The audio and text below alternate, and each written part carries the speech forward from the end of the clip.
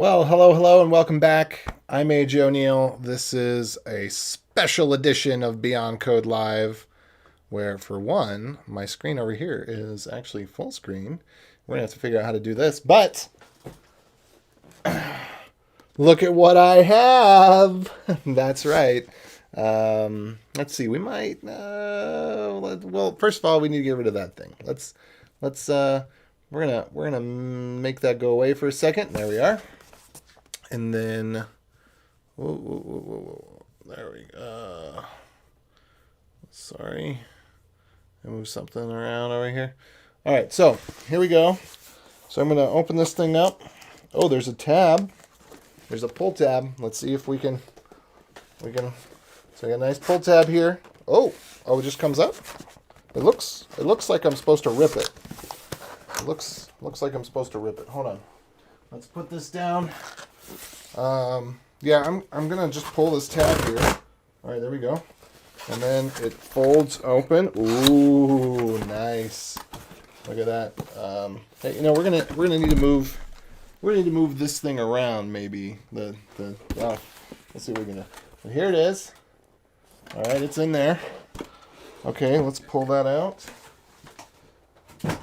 Okay, and we're going to do the developer setup on this, which I don't think will take much time, because since webinstall.dev, that's a lot easier these days. Okay, I'm gonna try to move the camera. There we go, so that we can get as much of this as we can.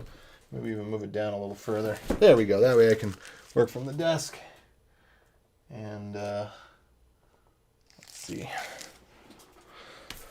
Okay, hey everybody. Welcome to this special edition where instead of coding, we get set up for coding. All right. Typical Apple box. Very nice. Very nice. All right. And then, it's heavy. Wow. Hold on. Let me just feel a second here. Okay. So here's the 2015. Here's this. I don't know. It's definitely heavier than I expected. Maybe it's the same, but this is only the 14, so it shouldn't be. But it's heavy. It's got a weird look to it. Everybody's commented about that. I mean, I'm guessing most of you have seen this online already. People that got the review units and we're just waiting for the embargo to be over. Let's see if we can put this up just a touch there. I want to get my face in here too. Can we get my face in here too? We can't get my face in there too. That's okay. You're here for the MacBook, not my face. So, I don't know if you can't really see it. The camera doesn't do it justice because, well, it's silver and reflective and all that. It's got this nice engraving on the bottom.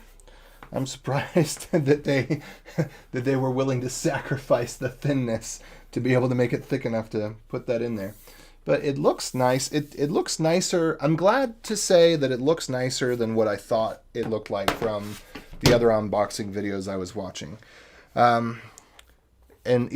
So we were commenting about this earlier. The lid doesn't have a bevel to it. It's very flat. And I think the reason for that is that the screen technology has more layers in it because of the LED backlight technology. Rather than having diffusion, the lighting of the screen fills up the whole screen. In the other models, there's diffusion in it, and so that's how it lights up. All right, so we got our neat little MagSafe 3 connector. Yeah, heaven forbid that we use the same thing that we had before, because that would just be too easy and cost us less money, and we'd be able to reuse things. Okay, we got our little paper here. So I'm not going to go into that. Whatever. We've got our charger. I'm going to go ahead and open that up. Of course, with the new technology, it's kind of funny. I don't know why Apple's sticking with the old technology.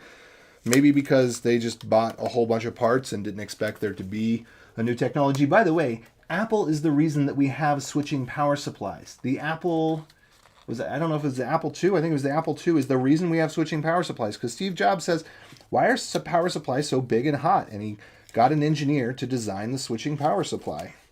So it's kind of, I almost would have expected Apple to come out with the gallium nitride chargers. I don't know if I'm saying that right. But Apple did not, and they still haven't switched over to them. So their chargers are still big and bulky. Okay, and then let me make sure I'm not missing things as we go through here. All right. And then that's it. That's it. That's all we got in the box. The rest of it is just extra space. So I'm going to get rid of the manual. Who needs the manual? It's going to bug me about everything I need to do once we turn it on anyway. So I have a Flint 4KP, which it's actually, I think it's in the link to equipment that I use down in the doobly-doo on YouTube. So if you pop on over to Cool Age 86 on YouTube, you can see that. Okay, this is almost, you know, it's almost cute to the point of nausea. You know, like, because I don't want to tear the paper, but everything's put in so delicately, and then everything's held in by these little paper tabs. This is silliness. Just come on. Ah, there we go. All right.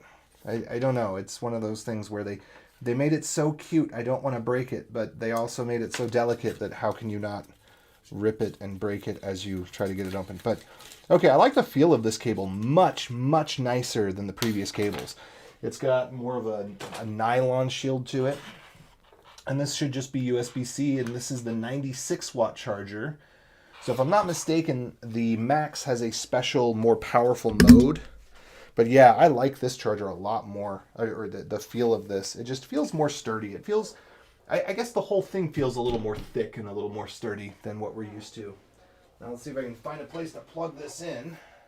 I probably can't, or if I do, let's hope that I'm going to turn the heater off or way down, just so when I plug this in, it's not the 100 watts that breaks the camel's back. Yeah, it's a braided cable, so I don't know if we're going to be able to. Let's try this. There we go. Come on.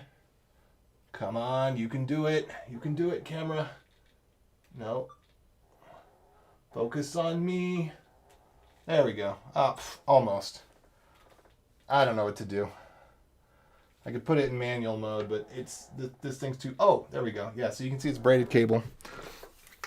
And then, boop, boop. Again, it's too small. It can't focus on it because it's taking up too little of the view area.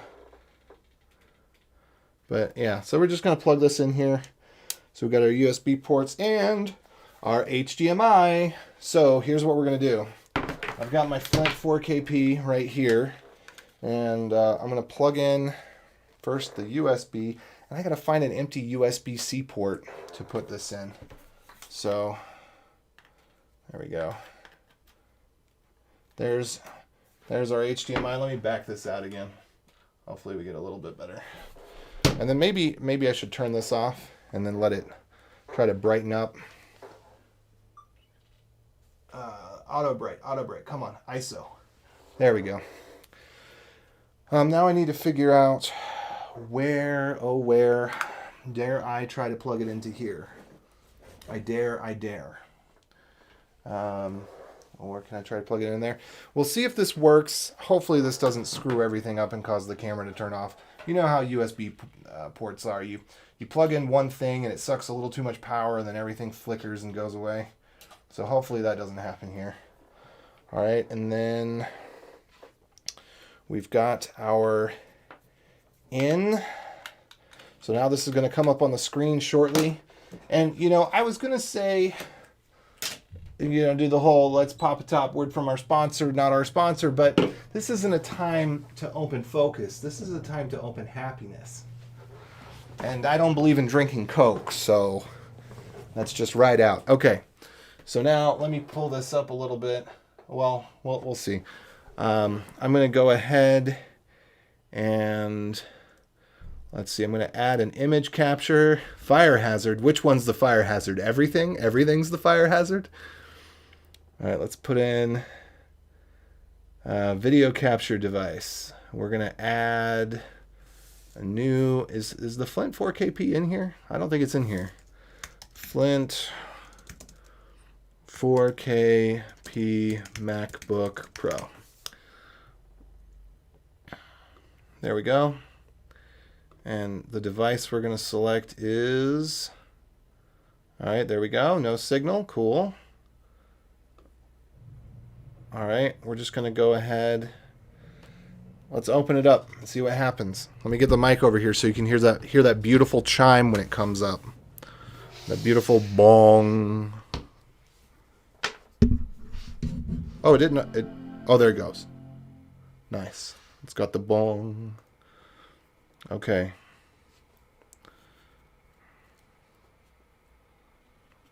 So it's just doing the Apple logo load. Take that little piece of paper away. All right, here we are. So let's see if we can make this a little bit bigger and put me over in the corner or something. Let's see. So here's what I'm going to try to do. We're going to take this, we're going to drop it down a bit. We got rid of that one. Okay, we're going to duplicate the webcam real quick. Oh, wait. Why'd the signal go away? Signal, come back. It's showing me ciao and it's drawing in Japanese characters. It's beautiful. Oh wow. Oh wow. Hold on, I want you to see this. We're gonna take that away for a second. Crap. Hold on. Sorry. No, that's not it. There we go. Okay, we're gonna take that away for a second. I want you to see this. Like it's drawing there. And then you can't really tell because there's not enough contrast ratio here. But the mouse, it goes all the way to that little 3.5-inch corner, and it goes right underneath the whatchamadoo, the notch. And it really does. It looks nice, and it's got square corners down at the bottom. Okay, so let's see what we can do. I'm going to try to put that back up. The Flint 4KP here. And let's see, is it this one? Yeah, there we go. All right, so let me see what we can do. Oh, so many cables. Yeah. All right. Oh, okay. So let me bat do whatever that means. Yes, I will select English, please. Oh, gosh, I wish you could see it. So again, who knows how we're going to do this. All right, so I'm just going to hold it up because I'm guessing that while it's going through this process, it's just not going to be really good at whatever. So yeah, continue. We're selecting US. I don't have any cognitive disability yet. Not now. It should just say not yet. Okay, select Wi-Fi network. Let me go ahead and do that. And then, as always, I'm going to mute my mic for a second while I type.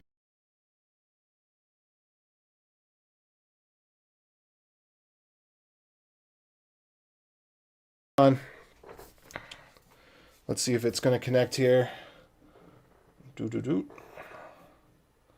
Come on, connecting. Sweet. Data and privacy.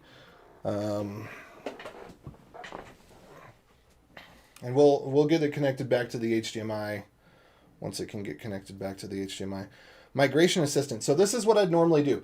Migration Assistant works like butter. In fact, when I'm done with this, I will probably erase it and then rerun Migration Assistant, because if I do that with my current M1 Mac, everything's going to transfer over so smooth. When I boot it up, it's going to be as if it's the same computer. Okay, so I'm going to click Not Now. Okay, and then Apple ID, we'll go with Setup Later. Yeah, skip. I don't need most Apple ID stuff right now. Yeah, agree. Okay, full name. You're not getting my full name, Apple. All right. The keyboard looks pretty nice. If you saw that it's all black and all that. Okay, full name. AJ O'Neill. Password. All right, give me a second.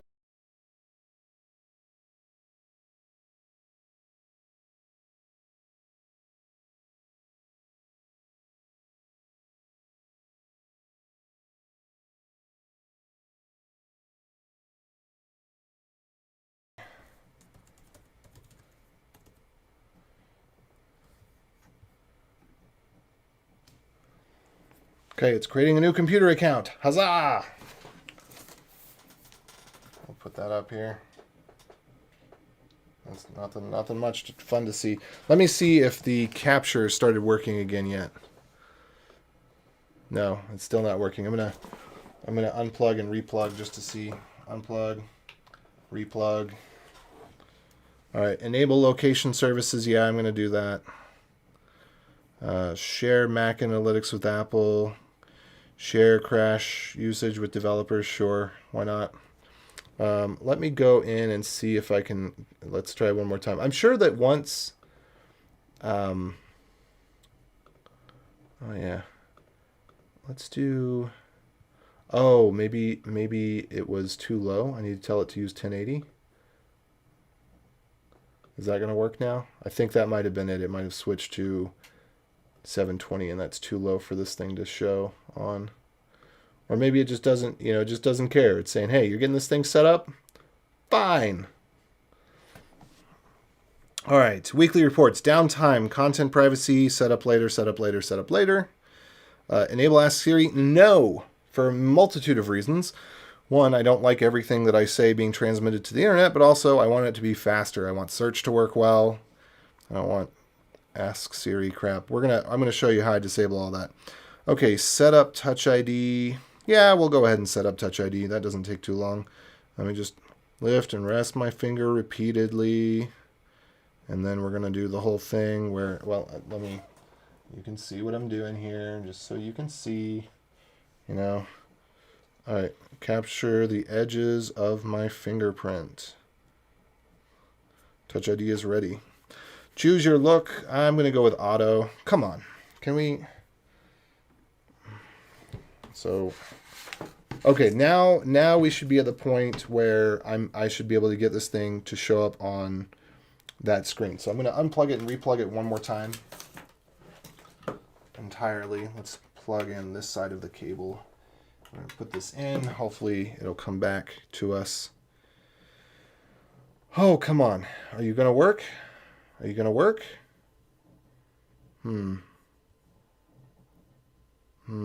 Still nothing, huh? Okay, I'm open up system settings, system preferences. Let's go to displays. All right, it looks as though it sees two displays. I could be wrong. Display settings are weird. Okay, display preferences control the resolution of your Mac and their arrangement. Okay, I want to. Okay, I don't know. Main display, extend display, mirror for built-in Retina display settings. Display settings? I don't know. Oh, whoa. Oh, whoa. Okay, so what is SCV? I don't understand what SCV is. I'm really confused. Is this the thing where I can go off the screen onto another computer? It allows me to go off the screen, but I'm not sure what it's doing. Let me unplug the HDMI here and see. Okay, that disappeared. All right. All right, so let's try this again. Let me plug in. I'm sorry this is such a pain. I'm just trying to get this thing to display. The HDMI is not working great. But let me see. Let me see if I can option click and drag over. All right, so now these are mirroring. Let me go to display settings, and we should see use as mirror. Yep. Use as main display. Optimize for SCV. Default for display. We're going to do scaled.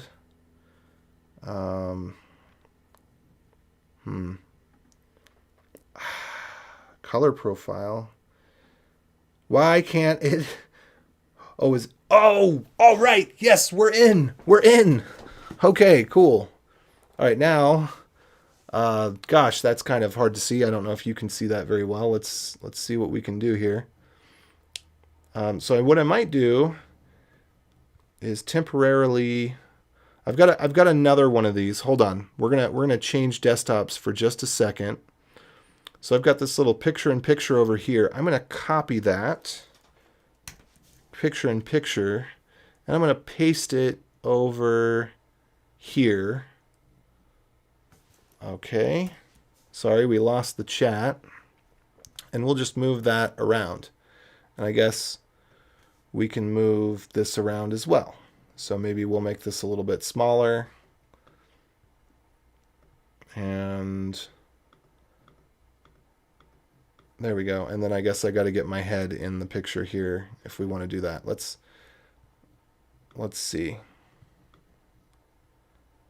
I'm going to get rid of. Okay, well, let's get me back in frame. There we are. All right, and we're gonna start doing the developer tools here in just a second. I'm gonna try one or two more things. All right, we're getting rid of that. No distraction there. Good. We're making this the most important thing. Are we actually set up for 1080p on this? And then we're keeping some chat messages. I'm gonna make this smaller, but we're gonna keep it so that we can have some of the chat. So sorry, the chat's getting smaller. Okay, cool. Here we are. Whoops. What's that? All right, let's go ahead and get this thing set up then. So first thing that I want to do, actually, I'm sorry. We're gonna make the chat.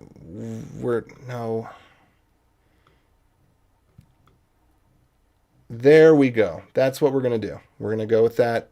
Living with it. It's my choice. I'm living with it. Okay. Okay, cool. So first thing I'm going to do, actually, I want to put this in light mode because I don't really like dark mode, y'all. Secret confession here.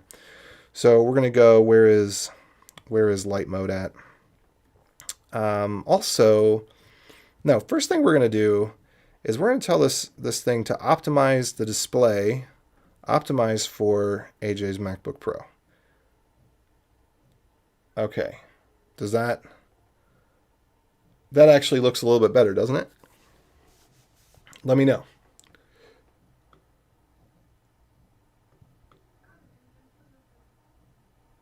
Okay. Yes. That actually does look a little bit better.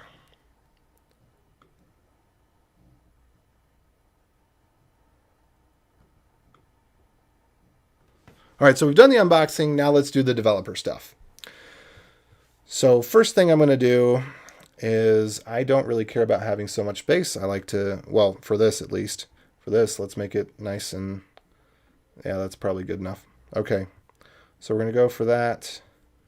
We're going to go, this is weird. This is weird. I don't understand what they're trying to do here. I do not want night shift on. Good, that's off. Great. I don't want any true color stuff on. I don't know if I have the ability to turn that off right now, but I don't want that on.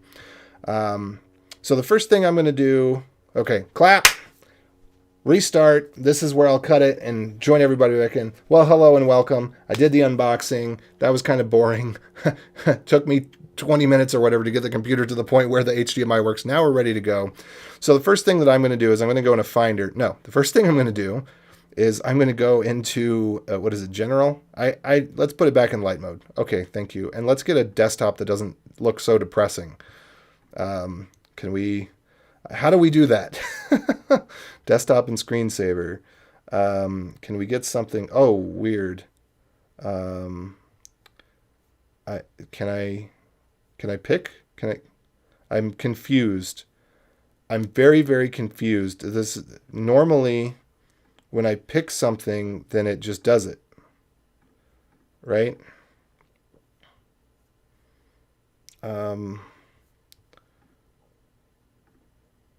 I don't know.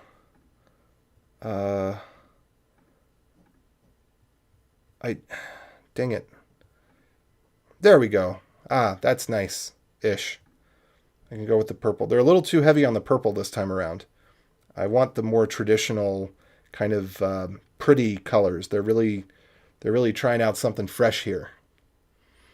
Maybe you're right. Maybe I have to click on the cloud icon to download it. I don't like the idea of that at all. That makes me very uncomfortable. I guess maybe they don't even give me well, I didn't sign into iCloud, so I shouldn't. That's one of the dangers of iCloud is stuff just gets deleted. Anyway, okay, here we go. This is much better. All right, so first thing I'm going to do now that I can see well is I'm going to go into Finder Preferences, and this is the first thing everybody ought to do. And we're going to make sure that Finder, first of all, you don't want to show recents because that will take forever every time you open up a Finder window. So instead, have it open up to your home folder. Open folders and tabs instead of new windows. I'm not that big of a fan. I've tried that out both ways. Show these items on the desktop. How about nothing? Show nothing on the desktop. Well, we can show stuff on the desktop. It's fine. Tags, I don't really use tags that much. My wife uses them. I see a lot of people do use them. I like to have everything enabled. Everything in the favorites bar. And then I don't really use recents, but we'll leave it there. Locations, I probably don't need iCloud, but we'll just leave everything on. That's fine. Under advanced, this is where the good stuff happens. Show file name extensions because that makes sense. Show warning before changing, before removing from iCloud, before emptying the trash. Okay, when performing a search, search the current folder. All right, keep folders on top. I don't know what that means. Now, the next thing we're going to do is I'm going to hit, Control Command 5, and that's going to bring up, Command Shift 5, Command Shift 5. That's going to bring up the image capture. So first thing I'm going to do here is I'm going to save my documents to another location. I'm going to create, first of all, I like to arrange things somewhat alphabetically, but with my home folder up top. And we're going to create a new folder, and we're going to call it, oh, I forgot I don't have Dvorak set up yet. Screen captures. Okay, so now we've got that set up. And then also I like to have show mouse pointer, remember last selection. That's all good, well and good. Let me go over, because they give you the options are different depending on what you have selected. So let's see. I think what I want is the recording options. We want to make sure that that goes into screen captures as well. And we want to make sure that it uses the microphone. So that way, whenever I am doing a capture, when I'm doing a recording, I want to make sure that the microphone. Now, generally, I use Command Shift 4 to do screenshots. Let's see if I can do a screenshot of the screenshot app. No, I can't. But I use Command Shift 4 to do a screenshot and then Command Shift 5 to do a movie. And so now I've got that set up. That's good. The next thing I need to do then is I'm going to set up my keyboard. And this is going to take a little bit of work because, first of all, I want to add Dvorak. So I should just be able to go here, add Dvorak. I want to make sure that that is my default. So I don't know how to make it my default. I guess is it that I drag it? Or is it that I switch it here? How do I tell it to make it my default? We've got this open, show input menu. I don't really care about that because what I do Option Command Space. I think normally, yeah, that's open up a new search. Wow, that was fast. Of course, there's nothing here yet. It doesn't have any applications. It doesn't have anything in the way. So what I do is I go to, let's see, Spotlight. I turned off this one. And then for input sources, I do a custom shortcut. I don't remember how I do that. But I don't put either of these on. And there is a way to do custom shortcuts. I don't remember what it is. But normally that's what I have is I have Option Command Space is set up to be the keyboard switcher. So I'm going to have to come back around to that because I don't remember how I switched that. It might be in some other tool that I use. Okay, so that's good. Now, I don't want to use it. I use Globe to show emojis. Actually, I don't like doing that either.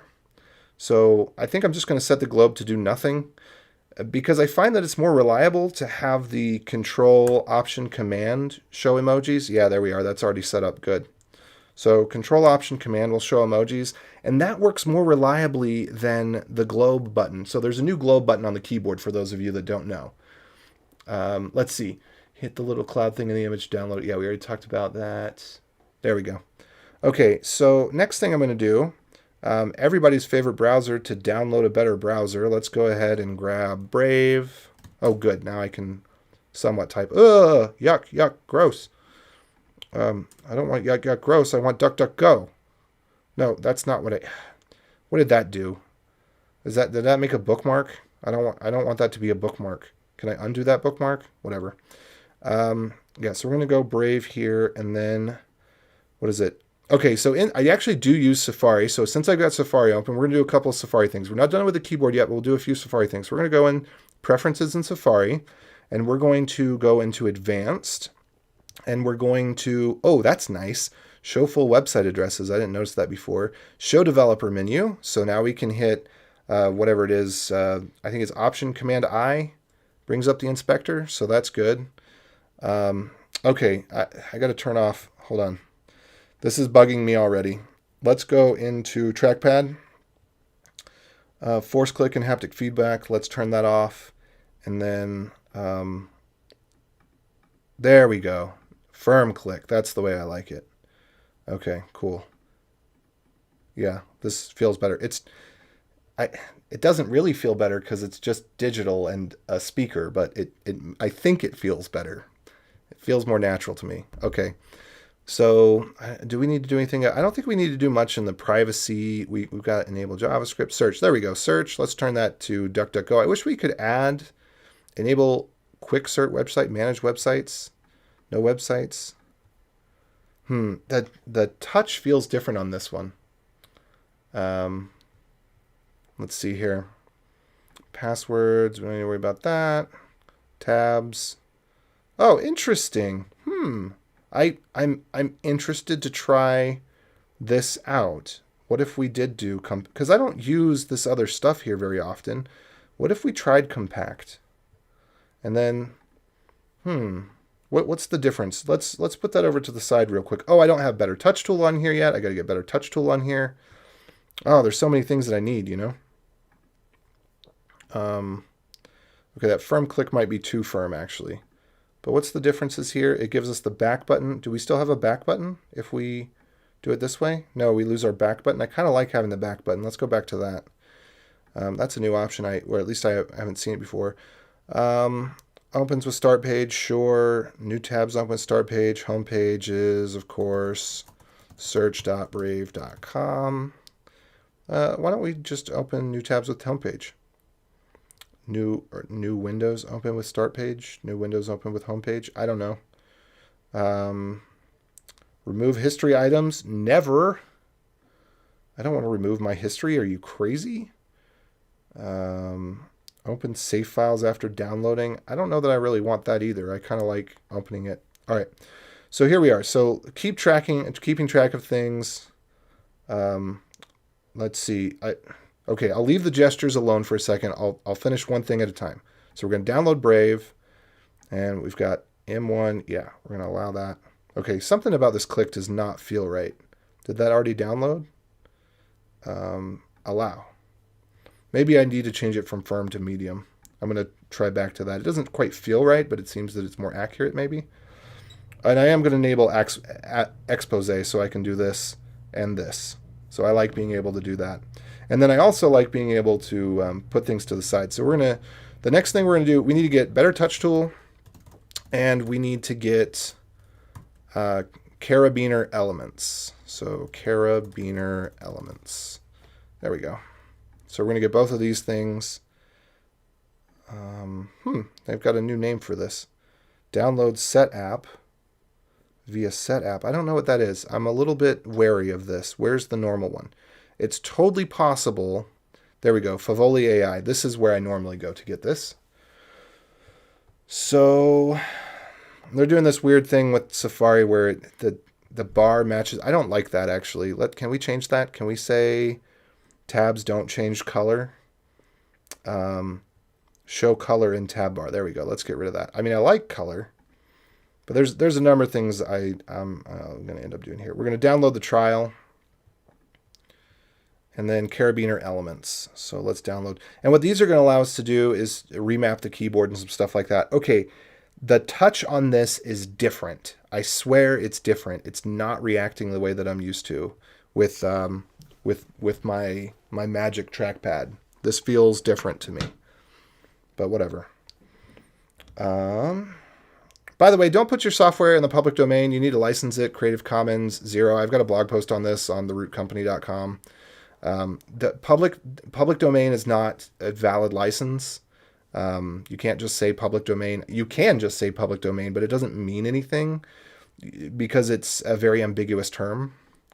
Okay, let's see if we get lucky and Carabiner Elements will still install. All right. Okay. I just touched my finger to that. That worked well. I like to keep everything. I don't like to move things to trash just in case I need them later. Okay, I'm just closing out of this stuff. And what else do we got? Do we have Better Touch Tool? We've got Better Touch Tool. Okay, and I'm just going to drag Better Touch Tool over to Applications, and then we should be able to open it. Better Touch Tool. We may have to restart the computer in order for Carabiner to work. Okay, I'm going to get rid of some things, or at least minimize them real quick, so that we have fewer things to worry about right now. So I'm going to come back to the trackpad keyboard stuff later.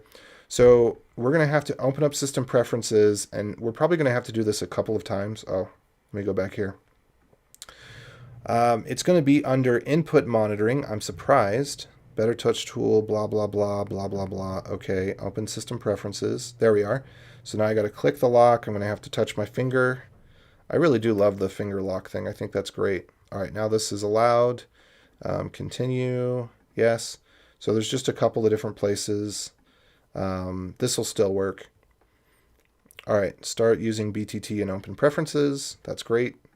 And I'm going to have to figure out what my... I'm going to have to go to the other computer later. I don't think I'm going to do this. Well, maybe I can right now. All right, so what I want is I like when Command-Shift-I, and then that should go to right arrow. No, dang it, keyboard shortcuts. That's not what I want. Is it keyboard settings?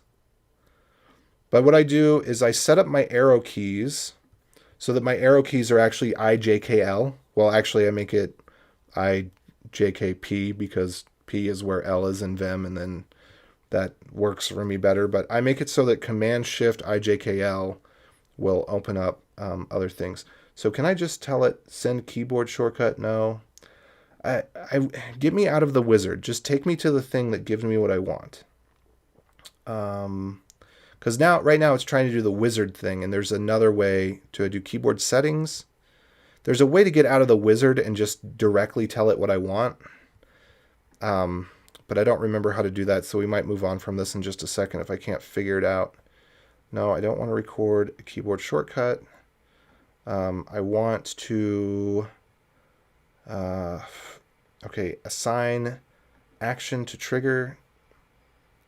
I just want keyboard keys. There we go, keyboard keys. Can I put in custom keyboard keys? I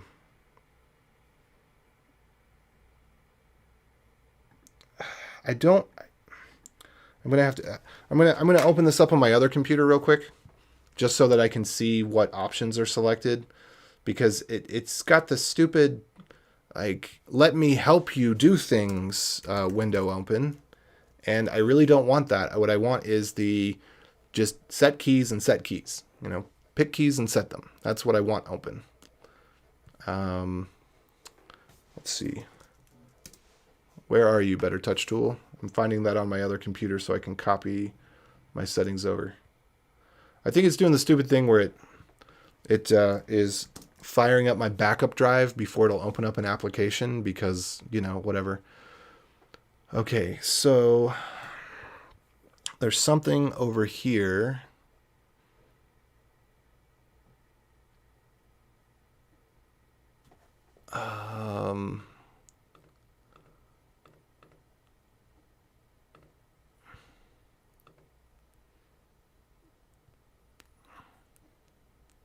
Is it key sequences, named and other triggers? No. Key sequences. Keyboard shortcuts. I'm actually at a loss right now. because I can't find it in the other one on my other computer either. I'm going to open up Carabiner Elements. Maybe I set up the entire thing at Carabiner Elements. No, I didn't. That's okay. We're going to switch over to Carabiner Elements. I'm going to come back to this later. But basically, there's a way to just map multiple keys and say that this does a thing. Oh, click to record shortcut. There we go. And that, so this is, there we go. That's it. So then here, I'm going to do that one. And it says C and T, but that's because I'm in Dvorak. This is the position of the keys is IJKL. Yeah, so I've heard about, sorry, I'm going to get back to these comments here. So what does Carabiner do? You'll see in just a second. I'll open that in just a minute. But it's like Better Touch Tool. It just allows you to remap keys. Hammer Spoon, I've heard good things about Hammer Spoon. It just seems a little bit complex to configure. Now here I am complaining about that when I can't figure out how to do the click here to record a shortcut key thing. But there we go. And then let's go ahead and add another one. And this is going to be right. And then again, click here to record shortcut. And I mean, no, this is left. And then this one is going to be right. So there we go. Okay, cool. So that does, there is something that gets rid of for me. I don't remember what it is. But this actually, there's some, Command Shift T, I think is undo close tab, if I remember correctly.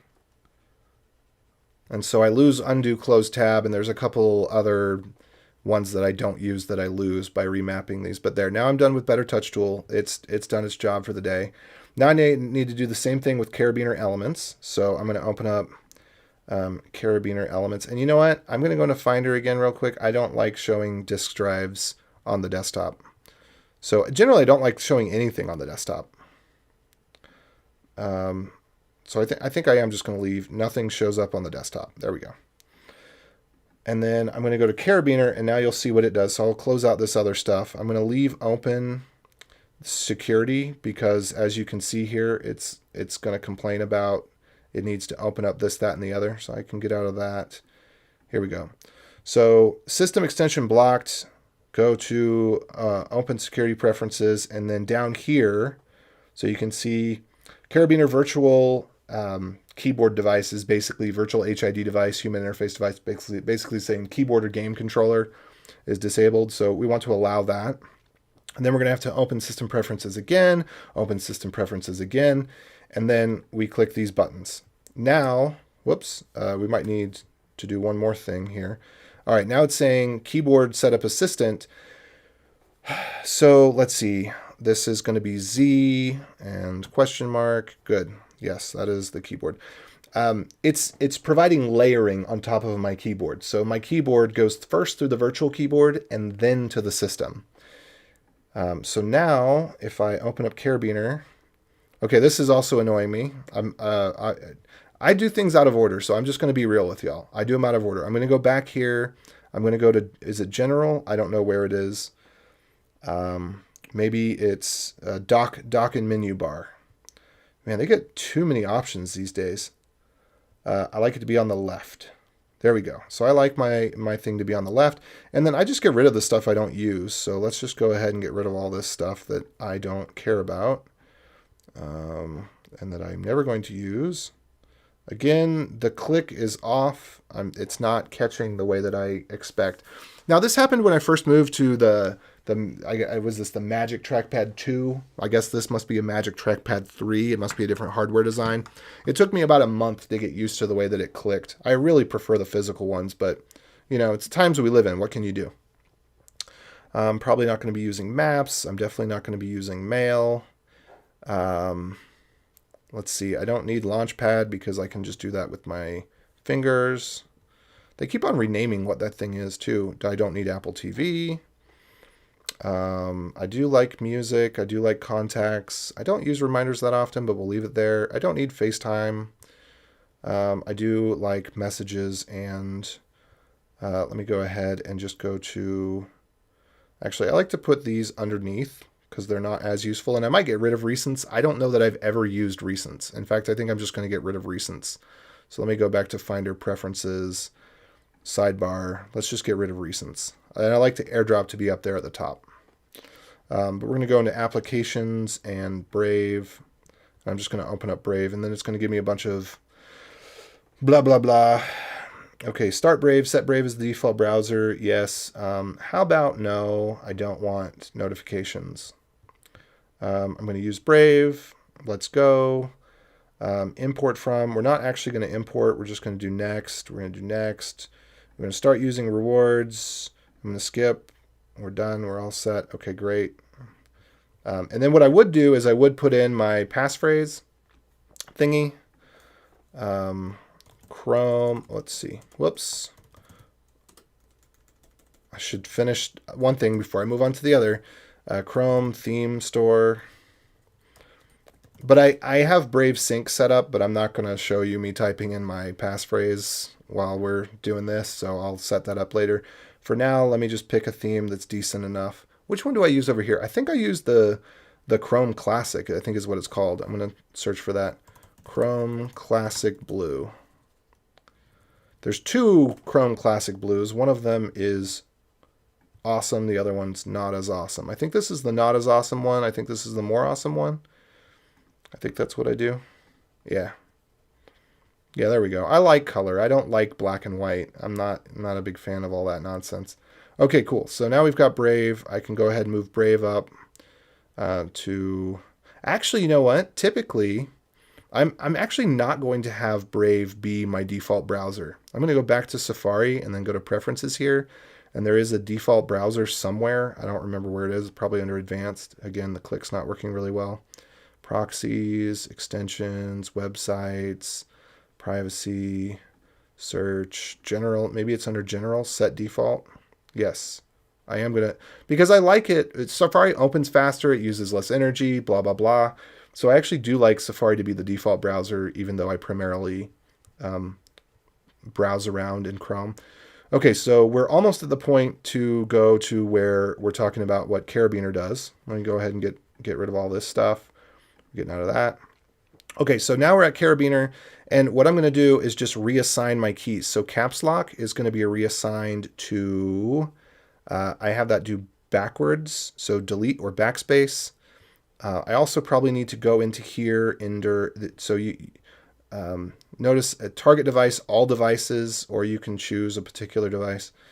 And then over here under keyboard, where'd keyboard go? There it is. Keyboard's over here. We can select the modifier keys and we can say what we want it to do. Normally, I think I have to set this to no action. Do we have a function key as well? We have a function key. No, I don't want the function key to do anything. Okay, so we get rid of that. And then we'll test this out in just a second. But then I set my delete key to be forward delete. So where's my delete key? So we've got delete or backspace. I'm going to map that to delete forward. And then we've got the right command. So right command, I change that to be enter. And this is all to prevent wrist strain. So return or enter. And then we have right option. I make this escape again so I don't have wrist pain, so I don't have to reach up to hit the escape key. Although now it's bigger. The escape key is about twice as big now. Let's see, all done in Lua, definitely no GUI config though. Yeah, it's not that I need the GUI config, it's just, I mean, because it would be nice to just figure it out once and save it, but I don't know. And maybe it would work better with fewer tools. I have not had success creating a hyperkey, and I hear that that's pretty easy to do with Hammerspoon, but I have not had success with it. So I don't think I need function keys. I don't think I need complex modifications. Let me double check. Oops, excuse me, what I've got on my current. Oh,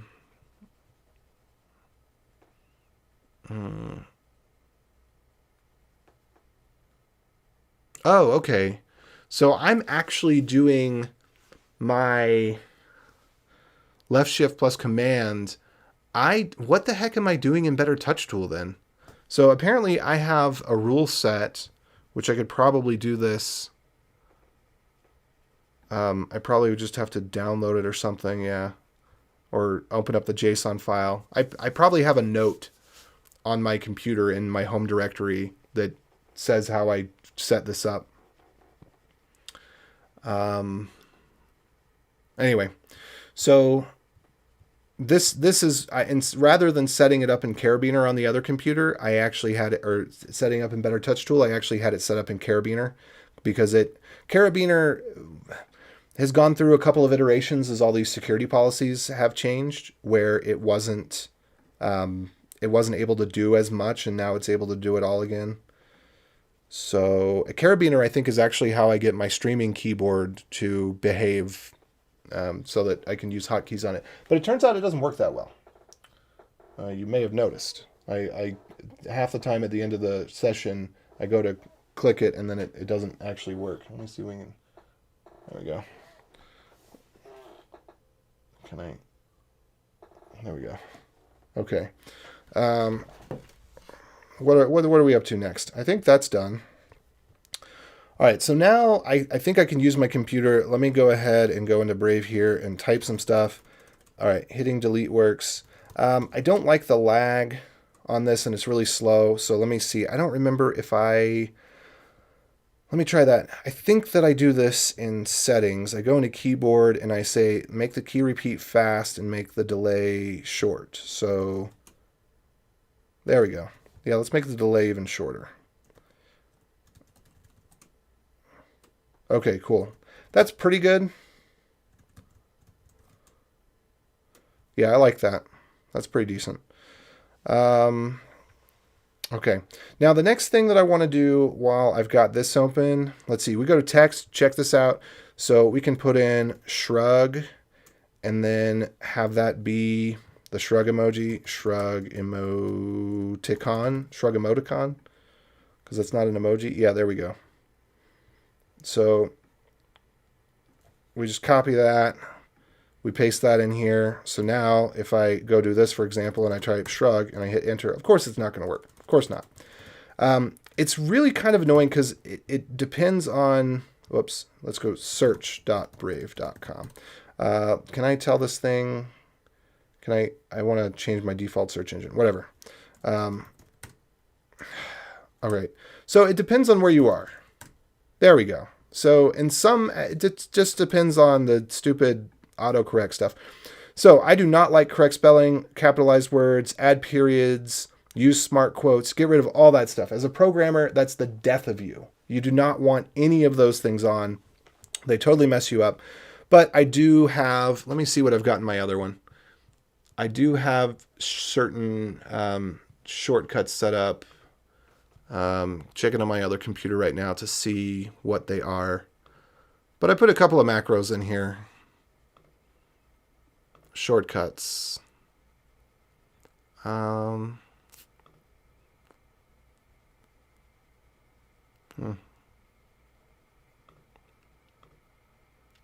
Where are my shortcuts? Text shortcuts. There we go. Oh yeah. I'm not going to put those all in. But another one that I like to have is, so let's do it like this. Alt. Alt. There we go.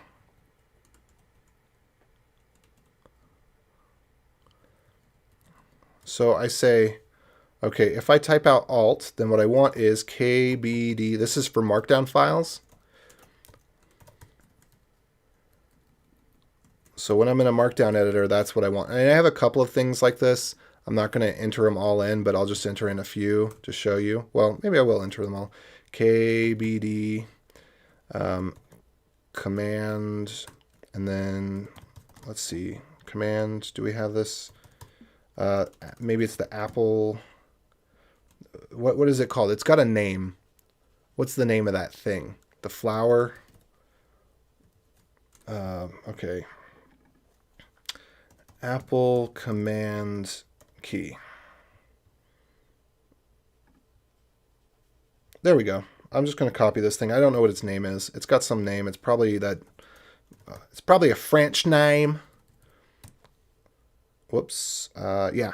And then what else we got? Control and Shift. So I just like to have these so that when I need to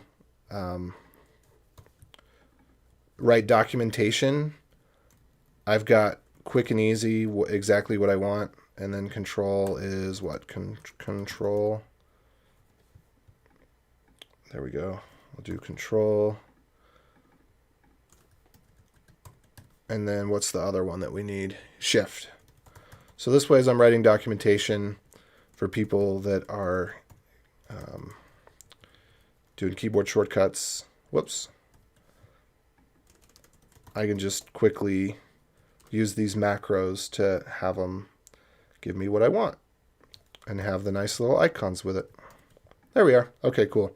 So that's one of the things. And then I do other things as well, but I'm not going to do them all right now because again, I don't think that there's a huge ton of value in getting that all set up. Okay. So I think with this, we're mostly done with the usability aesthetics of the computer. And it's on to setting it up for development. So here, this is part 2. Let's make a little marker here. Oops. Oh, that's the wrong thing. Okay. Part 2, dev tools. That I'm going to hit enter on that when I'm sure that we're done with all the other stuff here. Oh no, there's a couple other things we need to do here. So we need to go into Spotlight. We need to turn off Siri suggestions. In fact, there's probably a ton of these things that should get turned off. I generally don't search for contacts. I don't use the calculator. Conversion. I don't do conversions. I don't look up definitions. Basically, I want to search applications. I don't know that I even want bookmarks and history, documents, events and reminders. I don't know that I want that typically. Folders, fonts, maybe. I don't know. Images, mail, and messages. Typically, I try to search in messages when I want that.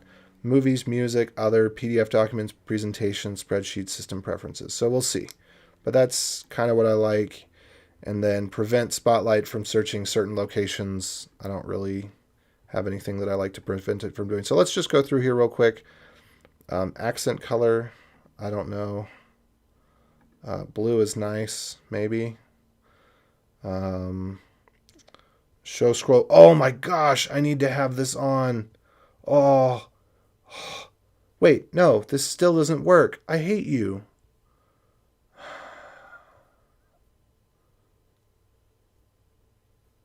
So the problem is... Okay, well this is better. This is a lot better. Yeah, because here I can't scroll, and then it always disappears too quickly, you know. So this is awesome. I forgot that was there, or never knew it was there. Default web browser, prefer tabs, some keep changes when closing documents, blah blah blah blah blah. Allow handoff. Yeah, we can do all that. Let's see, desktop and screensaver. I don't think there's anything else that I need to worry about here. Maybe show screensaver after, I don't know. I guess I don't really care about showing the screensaver.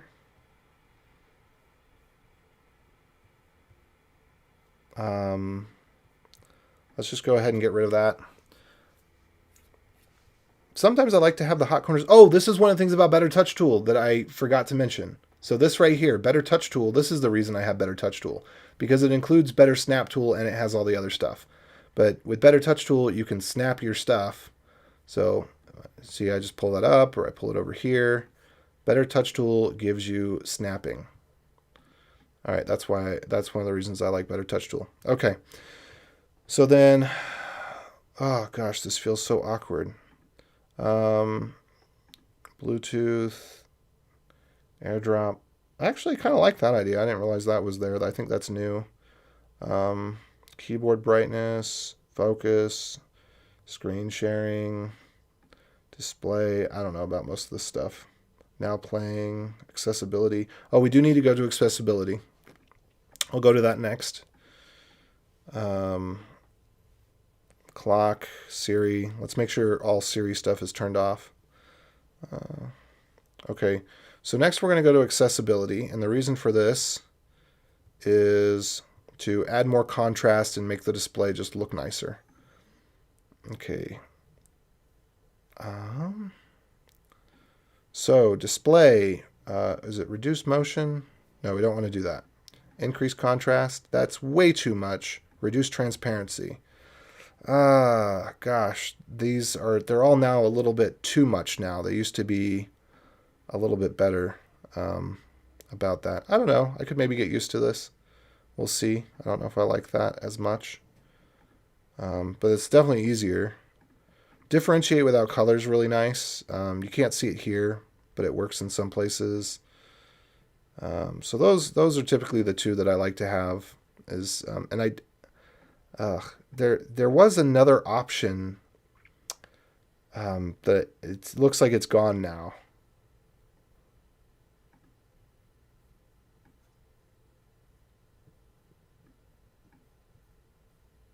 Oh, that's doing it on the other display. It's not doing it on this display. So I don't like that. But this is all right. Pointer, shake.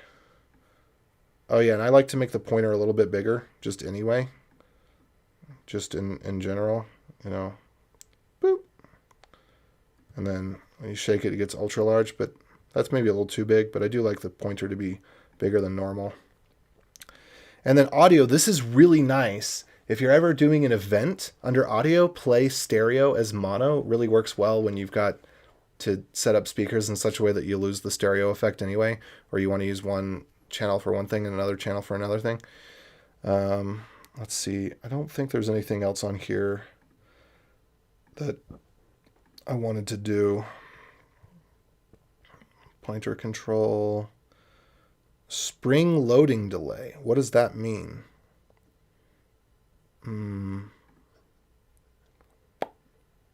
Scrolling with inertia. If you're a Windows person and you don't like the inertia, that's how you turn it off right there. Mouse options. I don't remember. Alternate control method, mouse keys, yada yada. Switch control, Siri. Make sure. Okay, let's go open up Siri preferences real quick. Make sure Siri is all turned off. Good. Don't want that.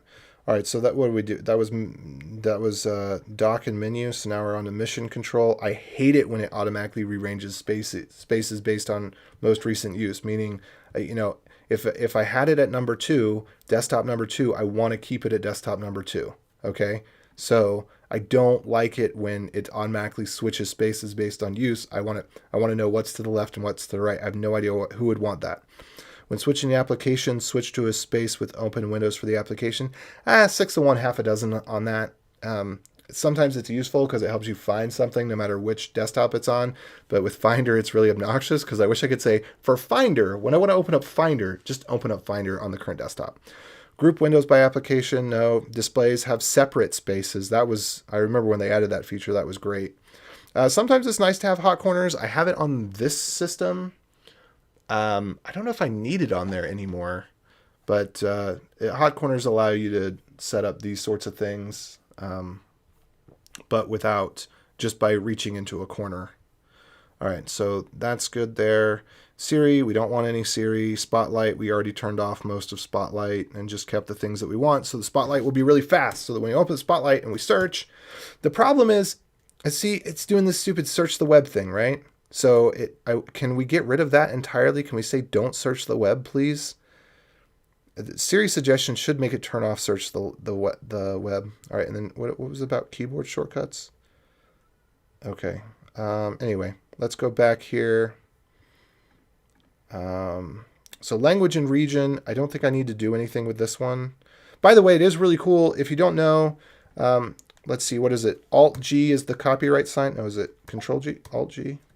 Oh, something's weird. Something's weird. Search. Maybe it's just, is it this? No. Alt-2. Okay, something is messed up. I'm pressing Alt-2 and it's not giving me my secondary keys. So I don't know why that's messed up. So that must be something they changed in Monterey. So I'm going to have to figure that out. Let's see, Mac OS, Alt keys. Gosh, what is it? Alt Alt key, TM, copyright, etc. I'm really confused about this. Let me go back on keyboard real quick. Did I accidentally disable using Alt keys? Change keyboard type, text. I don't correct capitalization, period. So normally you can hit Alt, and Alt G is the copyright sign, Alt 2 is TM, and I've actually learned a bunch of the Alt keys. I think it's Alt K is the degree sign. So I'm going to have to figure that out later. I don't know why my Alt keys aren't working, but that would really mess me up if those aren't there.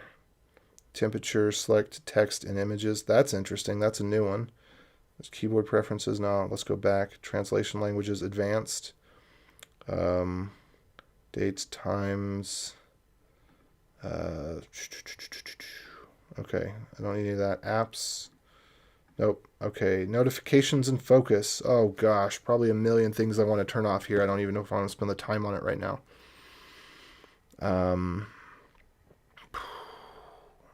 What have we got? Yeah. Oh, edit widgets. Can we turn all this crap off? I really miss that you used to be able to get to the date just by clicking on the time and the date, and that was awesome. And I'm really not so happy with what this has become. Okay, so how do I get rid of these things? All right, let's get rid of that. Hey, no, I just want to get rid of it. What is this? Screen time? I really don't care. I don't care.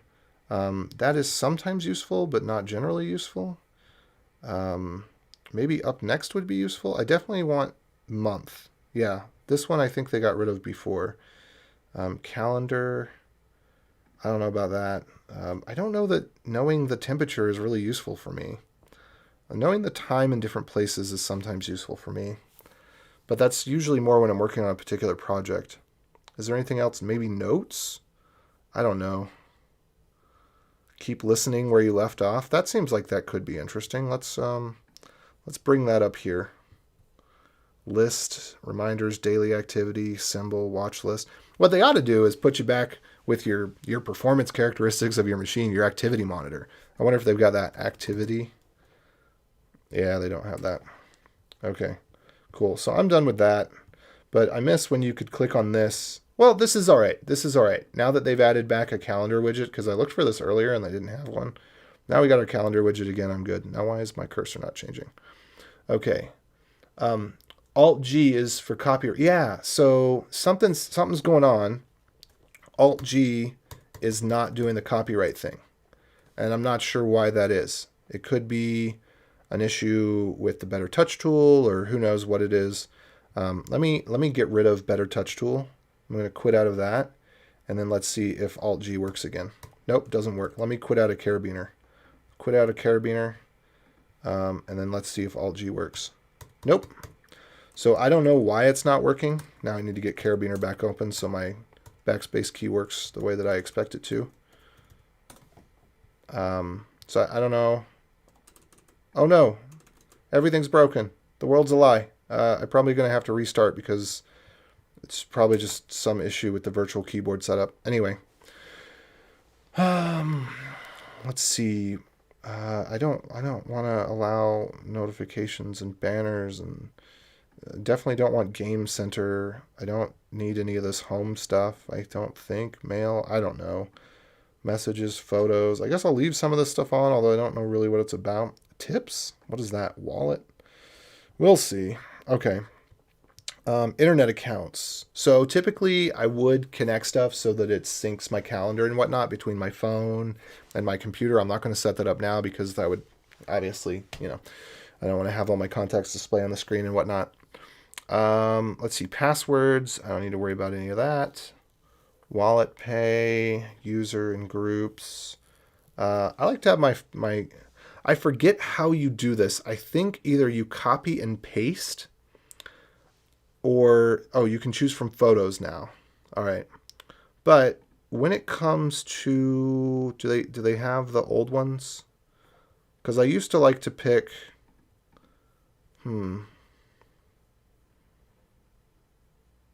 They got rid of them?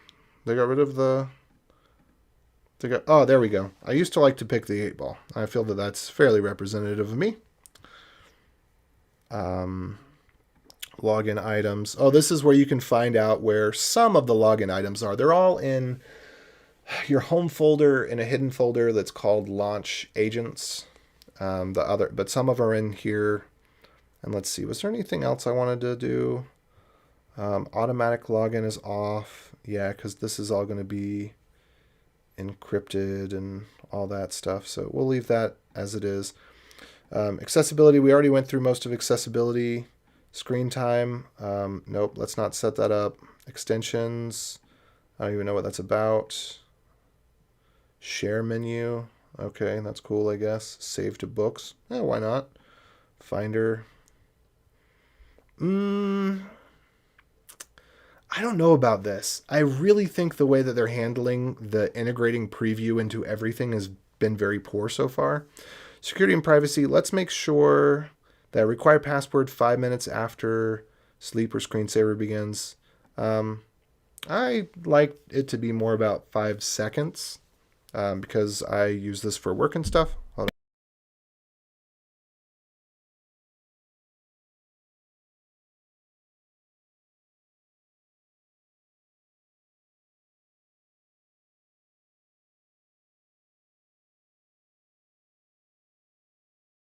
I have a problem. When I was setting up my password, I may have typed in my password in Dvorak in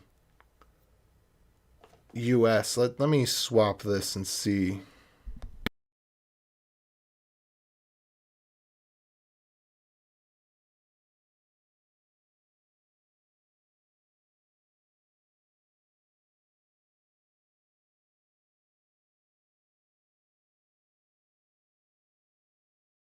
Okay, I think I just typed it wrong the first time. Okay, yeah, so we'll require file vault is already on, yeah.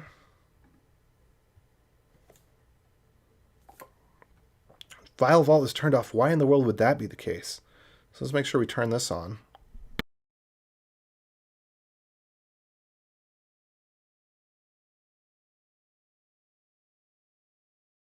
Okay, normally I do the iCloud bit, which I probably shouldn't do. Oh, whoops. Well, I didn't even see that recovery key, but I guess it was live stream, so I can go back and get it if I need to. However, like I said, I'm going to probably redo this once this is done, and I'm going to delete the whole thing, and then I'm going to just tell it to do the migration assistant from my M1, and then some of the things I learned I'll reapply.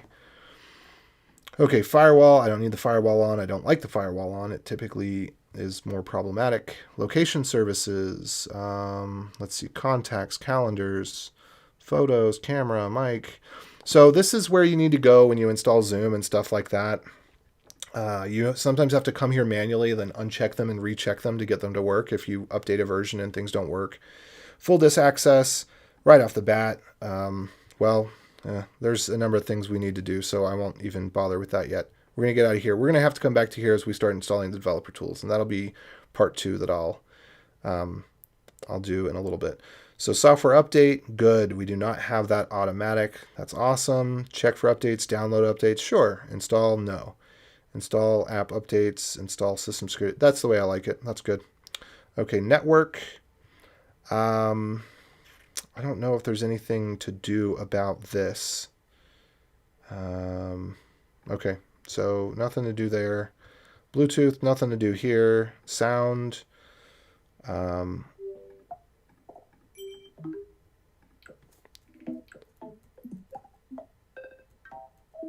don't remember which one I like. We'll just go with boop. There's one. So you can select which set of speakers. So if you are doing something in a AV setup where you're managing something on your computer and you've got something else going on. So what I do is I have my MacBook speakers will play the sound effects, which I think you're actually hearing as we're doing this. But if I select I guess this is screen capture video. I don't know what SCV stands for. I've never seen it come up as that before. But if we select a specific output device, I can say to turn off all of the volume feedback so that if I am doing an event, oh, what? Interesting.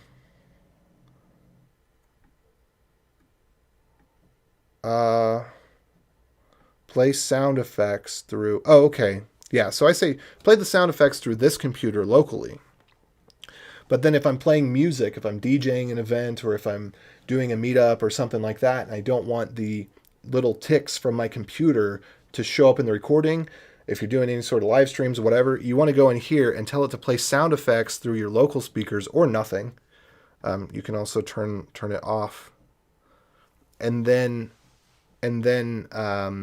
you won't hear those in the stream or in the output of the main speakers. So that's kind of a little pro tip. Also, a little pro tip. What is it? Is it when you hold Alt or Shift or something and the volume key? Command Shift. How do we do? Is it? I'm not seeing it. There used to be a way that you could do half amounts.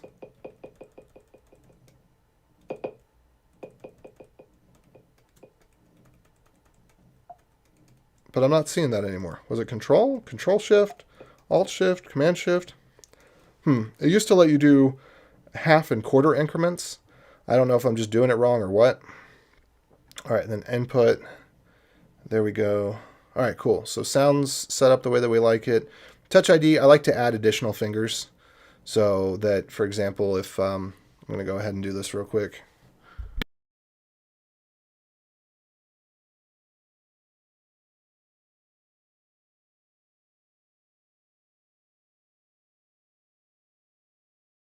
I'm holding the baby or something. I've got another finger that I can use if I need to unlock. Okay, there we go. So this would be, and I like to name these. Yeah, we can call this one, does this one, right pointer, left pointer. And I like to put my, well, on my computers, because I use them for work, I don't do this, but on my wife's computer and other family members' computers, we name them with who the person is. You have the recovery key if I want it. Thanks. I appreciate that. Use Touch ID for all the things. Yeah, that's great. Okay, so we got Touch ID done. We've already been through the keyboard for the most part. Something is wrong here. Modifier keys. These are all good. Oh, what? Globe key. Carabiner function key. No action. Caps lock key. No action. Yeah, we got to be careful about which one I'm selecting here. Because if I do this, no, it doesn't do anything. All right. So press to show emojis and symbols. Let's see, does it do this? It doesn't work. Yeah, I've had issues with the globe button, so typically I just turn it off. Adjust keyboard brightness and low light. Turn off keyboard backlight. Change keyboard type. No, I don't want to do that. Quit that. I'm just going to look through here one more time because I don't know why capitalized spelling, period, double space, use smart quotes. I'm just going to try. Nope. What if we do all these things? I know this shouldn't make a difference, but I just don't know why my Alt-G is not doing the copyright symbol. Something got messed up there. Okay, I don't need this. Use keyboard, input sources, dictation. Yeah, all that can be off. All right, trackpad. Again, there's nothing really much I do here. Swipe between pages, swipe between full screen apps, notification center, mission control, expose, launchpad. And there's really no need to show the desktop. I actually turn the desktop off. I'll show you how I do that. But I don't put anything on my desktop. I actually have the desktop disabled. Of course, now that I have the capture going to the different folder, I don't think I do disable the desktop anymore. Okay, so we're through all of that stuff. Mouse, we don't need to worry about the mouse. I don't have a mouse. Displays. So the thing you need to know about displays is that if you option click and drag, what the letter L is going on? Let me go back to sound real quick. Play sound effects. Don't play sound effects. Okay, can I select?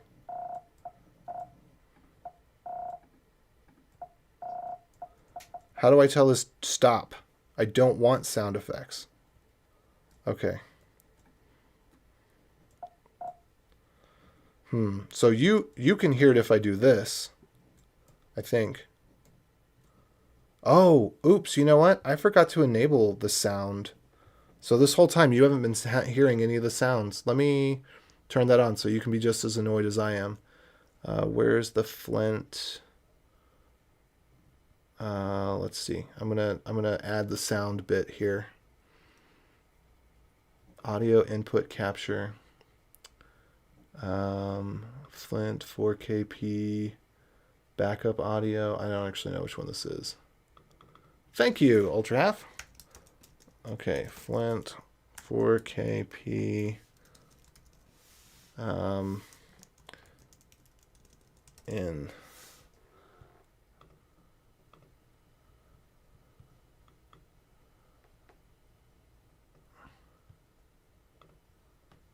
Okay.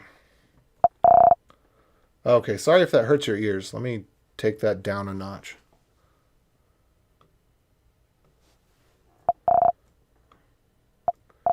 I can't hear what sound level it is when I do this. But there we are. Now you can hear it too. Let me know if I need to turn that down. All right. So if somebody can tell me how I turn off the play sound effects, maybe it's none. Do I select none? There is a way to not. Why is that a sound effect? That's my more important thing.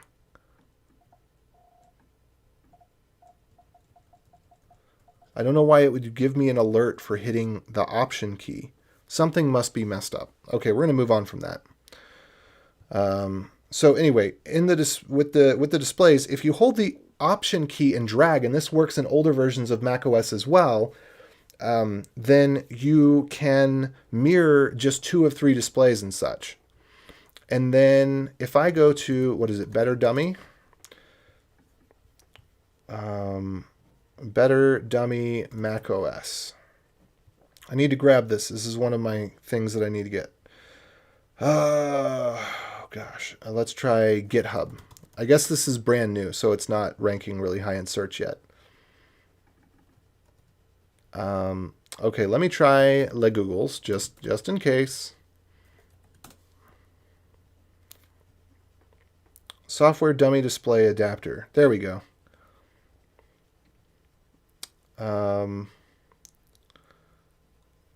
All right, let me just search on GitHub itself.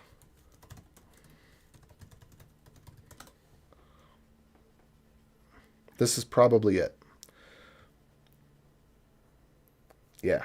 So where's the download at? So this is the one I think where I made the comment. So where's download? Download, download, download.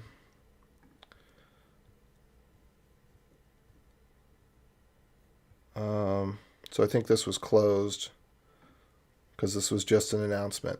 Yeah, so this right here, this issue works on Big Sur and Monterey for high DPI displays.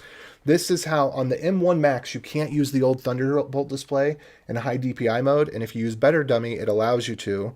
And so I'm going to show you how that's done. Again, this is mostly useful for when you, well, I just like things to be bigger than smaller. I like to be wasteful. Okay, so I think if we go releases, here we go. Releases. Let's go ahead and open this up. And then we're going to move that to applications. And then you have to 2-finger click and open because this is not signed, or unless they signed it, which maybe they will. I think it just gave me the warning saying that it's not signed. Okay, So now if we go out of displays and we go back into displays, we should see, or maybe I need to add it first. Better dummy. All right, open. Open. There we go. Okay, cool. So now create dummy, and I'm going to tell it to create a high definition display. Oh, crap. Sorry. We'll fix this momentarily. All right, it's stopped mirroring these displays. Oh, I know what happened. Sorry. So earlier in Carabiner, was it Carabiner? I selected left option instead of right option by mistake. That's what's going on. Okay. So I had set the right option to be delete, or left option to be delete rather than right option, which is what I meant to do. Okay, so let's map these ones back together again. And then let's see what we can do here. We're going to optimize for MacBook Pro. And we should, I'm going to unplug this and plug it back in, and we should get a signal again this time. Maybe, if we're lucky. Is this going to come back now? All right, cool, we're back. So anyway, what I was going to show you is you can take this dummy display and then you can put it on top of a Thunderbolt display, and then you can choose to optimize for the dummy display, and it'll turn the Thunderbolt display into high DPI mode. And this will work for all of the non-Mac monitors. So all the monitors Apple doesn't want you to be able to use in high DPI mode because they want you to pay for a $10,000 display. You can use the other displays with this, and you just alt-click, drag it on top like I've done here, and then just like I've got with this output, if it doesn't work right, you just switch what it's optimized for. And then once you choose the right one, just like I displayed over here in this issue, then you will get high DPI mode out of any display that you want. It was interesting that quitting Carabiner didn't resolve that. But now, there we go. Alt-G is copyright, Alt-2 is TM, Alt-K is degree, what is it, Alt-M is micro. Yeah, lots of little things I like to use in there. All right, so we're back out of displays. I've got that solved, and that was one of the things that I was really, now that I know about Better Dummy, I'm actually going to be updating this to Monterey as well. That might be a dumb idea. We'll see if I go through with it. All right, so we got displays, printers. I don't want to go through the time to actually add my printer, but it's right there. I'm not going to add it because it takes forever and it does a bunch of downloads. It makes no sense. Now here's one thing that's interesting I saw in one of the reviews. If you go to battery, optimize video streaming while on battery, low power mode. Oh, so maybe I don't get this one. Okay, is there an advanced options? Hold on. Do we have battery? Turn off display, optimize battery charging, prevent your Mac from automatically sleeping when display is off, low power mode. Okay, we do not get the advanced option here. I guess that is only available on the 16-inch despite having the Max. So we cannot put it into extra high performance mode, probably because the fans are smaller in this. Okay, so date and time. I don't think there's anything that I wanted to do here. Sometimes, I would do this to look at the calendar, but now that they finally added a calendar widget, I swear they don't have a calendar widget on the other one, do they? I'm going to, whoops, let me, I'll have to check and see later. But now that they've got the calendar widget, I don't need that. And then what else? We got sharing. Oh yeah, so this is part of developer stuff. So I'll go over this in just a second because the rest of this is just really, it's my personal setup. It's tips and tricks. It's whatever. I also like to set up Time Machine, backup automatically. I'm not going to do that right now, but I recommend it. If you only have one copy of something, you don't have a backup. So if the only copy you have is an iCloud, you don't have a backup. And if you read the terms and service agreement of iCloud, you'll realize that they do not guarantee that you will get a backup. local disks are awesome. I saw a bunch of things come through. They do not. It's new. I don't know what that was in reference to. Very happy to see the native calendar widget. Okay. All right. It is new. Great. Yeah. Because that was the thing that was really making me upset, because that's all I care about. When I click on this, I just want the calendar. I don't really care about all this other stuff. I just wanted that to be able to know. But no, here's the problem with this, because they did have this. Here's my problem with it. Oh, crap. Where'd it go? Let's put that back up here. The problem with this is that it doesn't go backwards or forwards. So they did have this, but I can't say what does next month look like. And now that's not even working right. So I'm clicking on it and it's doing nothing. Better touch tool. I'm going to allow notifications. I don't know what the notifications ought to be, but I'm going to allow them. I'm guessing it's only going to inform me when there's an error. Anyway, so you do want to have backups, and you do want to maybe exclude some things. I like to exclude my video, my kind of temp directory on video, my temporary exports and some stuff like that sometimes. And then startup disk, nothing to do here. That's just what it is. So what did I say? Sharing. I think now we've gone through all of the regular settings, and so now it's fine to say, now we're at part 2. Now we're really going to do the part that's the setting up for development. So I'm going to go ahead and hit enter on this. That way, maybe if I split this later, we've got it split up. Okay, so I want to enable screen sharing. And there's a couple things I do to make screen sharing work, because you'll notice that it's unencrypted VNC, and we can fix that. Let's see. Computer settings. Allow anyone may request permission to scroll it. May control screen. VNC viewers may control the screen with a password. So yes, I do want that.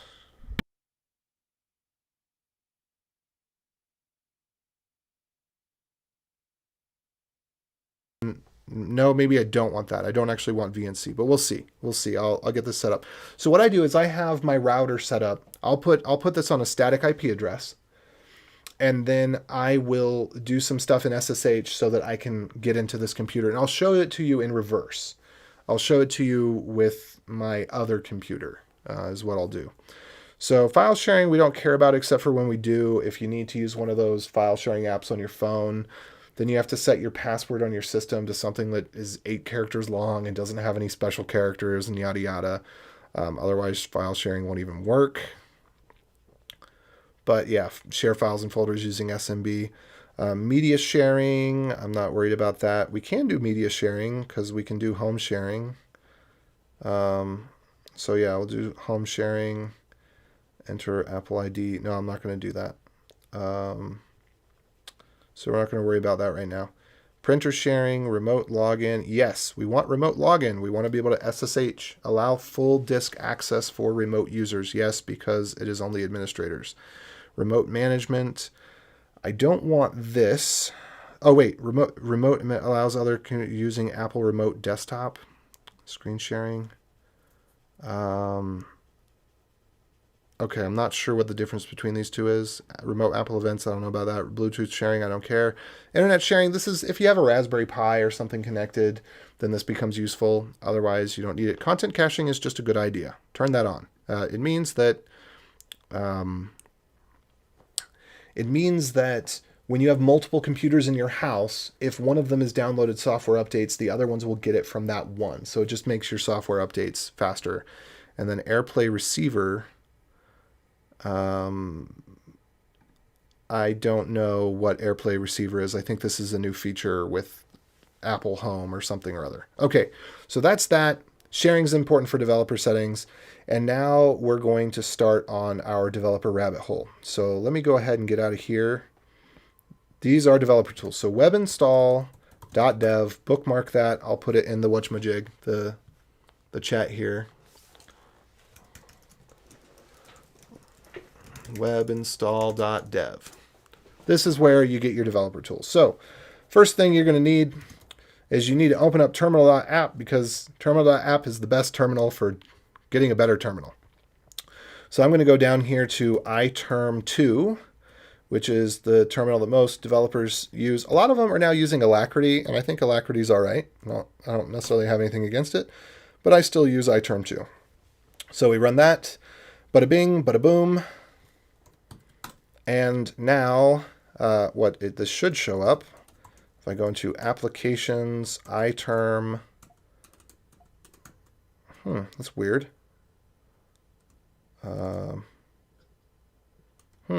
Okay, something went wrong there. I'm going to have to file a bug on that. Let's see. Where's the little bug? Report an issue. Oh crap! I can't do that over here.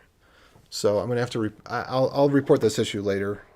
But it appears that what it did, possibly because the applications directory didn't exist, is that. So I'm going to rumrough this and try this again. Let's make sure the applications directory exists first, and then let's run that. I think what happened was because the applications directory didn't exist when it did the move, it created the yeah, that's what happened. It created the applications directory. Okay, so now we're going to go ahead and open iTerm to, oh, and we have to install developer tools. Yes. So we will agree to install developer tools, and this might take a second. I generally don't think I need any notifications from iTerm. It's not going to take 124 hours to do this, by the way. Or at least it shouldn't. I'm imagining that in a second that's going to tell us something much more reasonable. Just in case, I'm going to search macOS Monterey command line tools.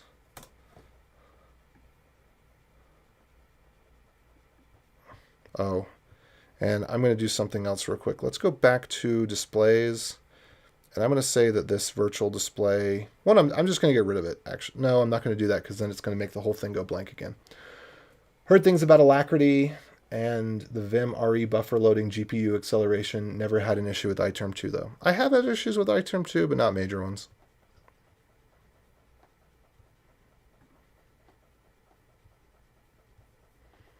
Okay, so yeah, it went from 174 hours to 18 minutes. I'm pretty sure that it's going to get done quicker than that. Can we just get to the Apple developer website? I hope it doesn't make me sign in.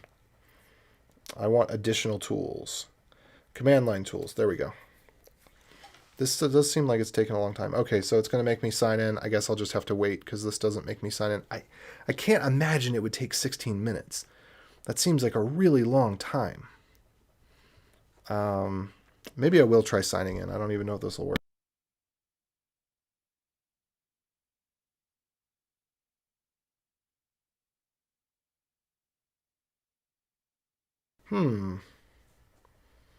I don't think that's the right account. Let me try this again.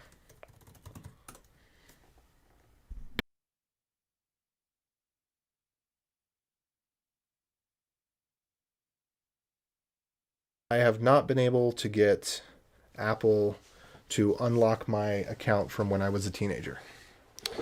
Okay, it's asking me, do you want to allow? And I'm saying, yes, I do want to allow. There we go. And we'll trust this browser. Okay, command line tools, view details, 500 megabytes. That is kind of big. Let's see how long it thinks it's going to take doing it this way. Yeah, it says it's going to take a couple of seconds. So that makes more sense to me. I'm going to stop this one because I don't know what this one is doing. Maybe because it's going through Apple updates rather than through the direct download server. Oh, I can't click stop on that. So we're just stuck. It's just going to do what it's going to do. By the way, I want to compare the size on this. It is almost exactly the same size as the MacBook Air. It's about ½ an inch bigger. Okay, now let's compare it to the 2015 15-inch. It's about 2 inches shorter, which makes sense.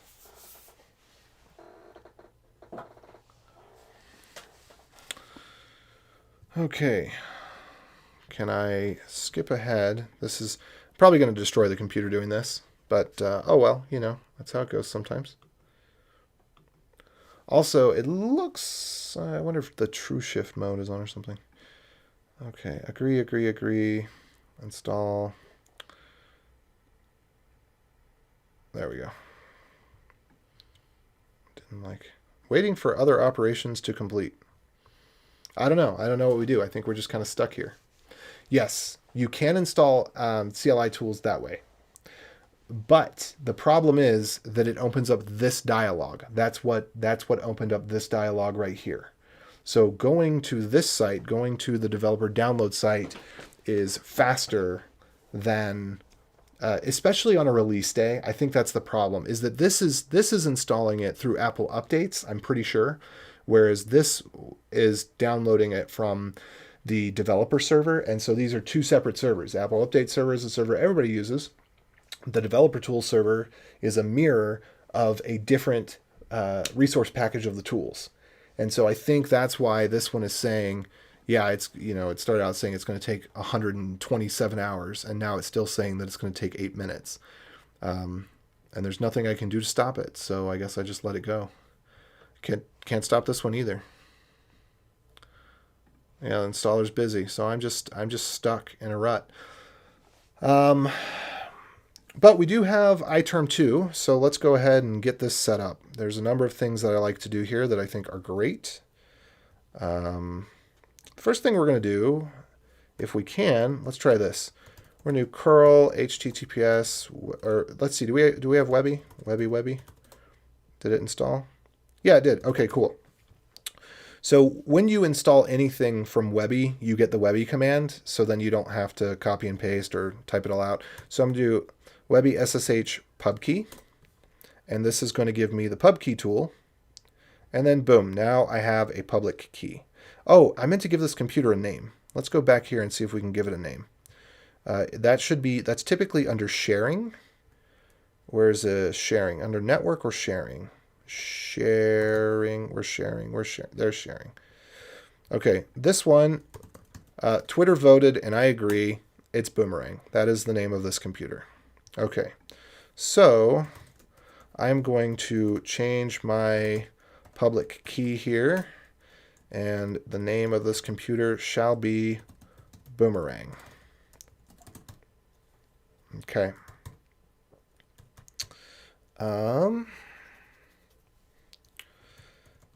And also, I think this should work. Webby Fish. All right, and so now we need to go into iTerm, Preferences, Profiles, General Command, iTerm, Preferences, Profiles, General Command. I think we set it to Custom Shell, and then we give it this. There we go.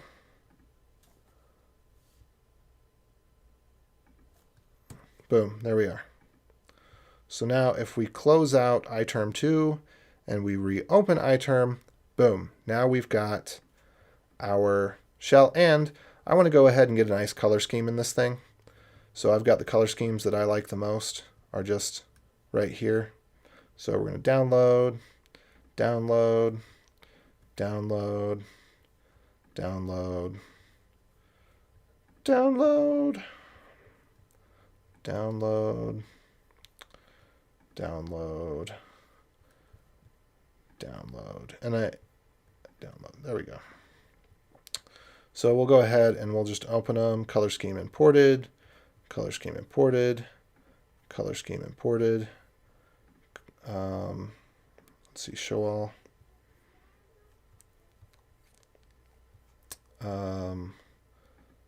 Color scheme imported, imported, imported, imported, imported, imported. There we go. So now we got our color schemes. So let's go into preferences. Let's go into profiles, and I'll show you how I use these. And this is actually quite important. Let's see, how's this coming along?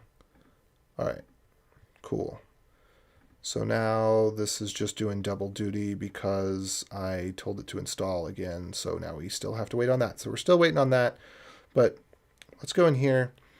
And so I like to have a couple of different profiles. So this one I'll call VPS. And this one I'll call root danger. And, well, maybe I could just call this one dev. And then this one I'll call local. And so what I'll do is I'll pick a really ugly one. Well, actually I don't have any of the ugly ones here, but well, no. Okay, this is what I'll do. So we'll go here to these profiles, and we can go to advanced local. We're going to go to advanced, and we're going to say whenever we see AJ at boomerang, that's where we're gonna be at local. And so this local one, when we go into general, we should be able to choose a theme. Where's it at? Colors. So we're going to choose a theme, and I'm going to choose Hiva Cruise is great. This one, I'm going to choose one that I don't really like that much. Light background. That's too terrible. Maybe smooth, maybe solarized light. That's Tango light. No, we'll go with solarized light. Oh, and we gotta get the fonts on here. Okay, let me see if I can get Webby LSD. Okay, good. We got LSD now. So, oh, bad CPU type and executable. That's a Rust program. So we have to go. We need to do this. Okay, I forgot that we have to do this. We have to go into applications, and for both of our terminals. So let's go to terminal app. Whoops. Is that under utils? It's under utilities. We need to go to terminal app, and we need to right click, and we need to go to get info, and we need to open using Rosetta. We need to click that. And then we need to do the same thing in iTerm. iTerm. Oh, that's weird. Normally it shows that as an overlay. So we go here, get info, and then we do open using Rosetta. Okay. So we actually don't need to have this happen all the time. I think we just need to do it the first time, and then we can switch it back. I'm going to get out of here. Sorry, I'm showing a bunch of different things right now. We're going to close this out, and then we're going to reopen it. And I think that they did us the favor of actually pre-installing Rosetta, thank goodness. Oh no, you got to install Rosetta. Crap, so we got to install Rosetta. Oh good, it's done. Rosetta's installed. All right, and that was successful. Cool. So we've got our developer tools on here now. So let's do Webby LSD, and that should, all right, good. So now if we type LSD, yes, now that's working, but now we need nerd font. So let's Webby nerd font. And then if we Webby, then we need to go into all of our profiles. Let's go back to preferences here, go back to profiles. Let's go to text. We need to select not Monaco, but Droid Sans nerd font. There we go. And then we're going to need to do that for each profile. Droid Sans nerd font, Droid Sans nerd font, Droid Sans nerd font. And you'll see what this is in just a second. And I'm going to bump the size to 16 on all of these because 12 is too small for me. And then we are going to find a way to fix these profiles, because what should happen with automatic profile switching, I don't know why. Oh, there we go. There it is. Cool. So boomerang.local is what it needs to be named. Now, dev, my dev systems are anything that begins with app at, that's a dev system for me. And then root or danger is anything that begins with root at or anything that is at production. So those are my danger systems. So this one, what I do is for my colors, I set it to a starker color profile, such as Ubuntu. So, and then for dev, I just want to do something to lets me know that it's remote. So I might do maybe Dracula or Tomorrow Night. And then local is going to be this. So I'll show you, let's see, we need to go back to text real quick. And do I want anti-aliased? I think I do, but there's something, draw, bold text, no. Italic text, maybe. Powerline glyphs, I don't know. Anyway, so what we did now that we have nerd font and LSD and we've turned on nerd font is now when I run LSD, you'll notice that I get icons. Whereas if I run LS, I don't get icons. So I go into my fish config and I would actually just copy this over. It's .config fish config .fish. And I can add an alias. So alias ls lsd. I think is that how we do it? I'll find out in just a second. And then LL would be LSD-LAH. Oh, and then it would be almost all. There we go. And then LA would be -A. So there's a couple of these. Tree would be LSD-tree. And then I'm just going to source those. Fish config.fish. And then now if I do LL, yeah, there we go. And I can do tree. Whoa. Yes, it gets access to everything. I'm going to give this full disk access. Oh, let's get out of there. That was too much. So if I go into, let's say I make a projects folder, projects. Let's go into the projects folder, and then let's just touch A, B, C, D, okay, dir, foo, bar. Now if I run tree, there we go. I get an output of these. If I rename A to A.js, B to B.go, C to C.rs, and then I run LL, you can see we get the icons for the different programming languages. We could move D to D.md. So that's what's cool about that. Still, this, I don't like the font being so small. It feels way too small still. Could do it this, 20. Is 20 what I should pick? Let's try picking 20 for all of these.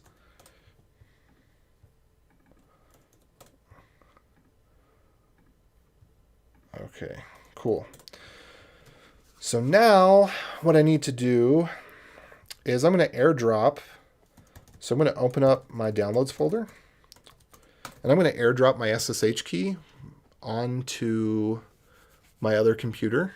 And then I'm gonna add it onto a server so we can SSH into a server and you can see iTerm wants to access things in my downloads folder. Yes, it does.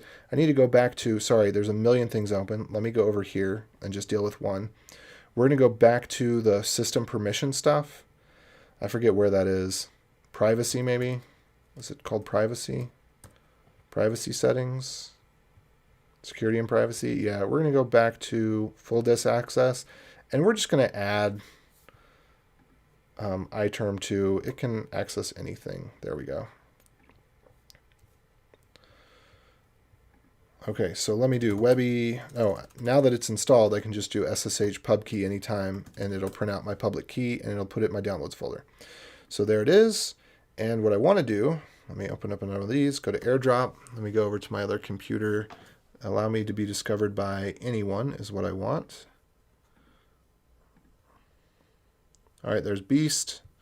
And so I should just be able to bring my key over, it put it in my downloads folder. I say accept. Now I'm going to copy that over to a server real quick, and then we'll SSH into a server, and you'll see how my switching profile works and provides me benefit. So I'm over on this other computer again, downloads, ID, pub. Oh, that's not Boomerang. Where's Boomerang? Oh, it's called pub 2 because I already have another one in my downloads folder. That's fine. All right, so let's go into beta. So when you see me live streaming, I'm typically working on beta. I'm going into SSH authorized keys on beta, and I'm putting in Boomerang. All right. And you know where else I'm going to put that authorized key? I'm going to put that right here. Authorized keys.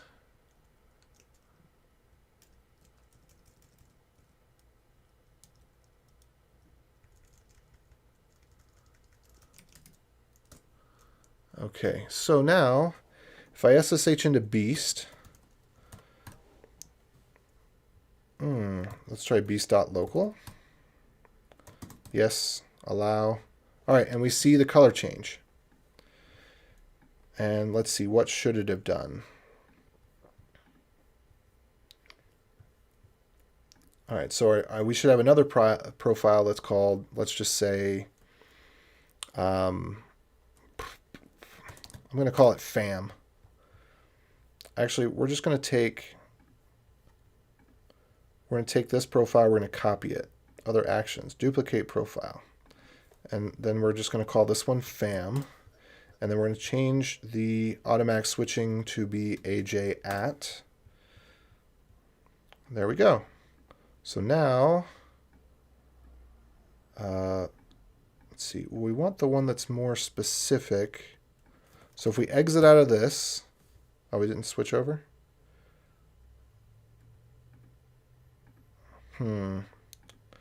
So this one should match first and then stop. If the rule stops matching, the profile switches back unless the rule begins with pound. So I guess what I'll have to do here is change this to be beast.local maybe. Because right now we're on Boomerang. So beast.local, we sign in and it changes. Great. So this is good, but I don't actually want that to be the color scheme that we use. So let me go change this to Dracula. Okay, so we get out of there. So now you see when I'm on my local system, I have a slightly different color than when I am on my home system. And then if we log into beta.webinstall.dev, then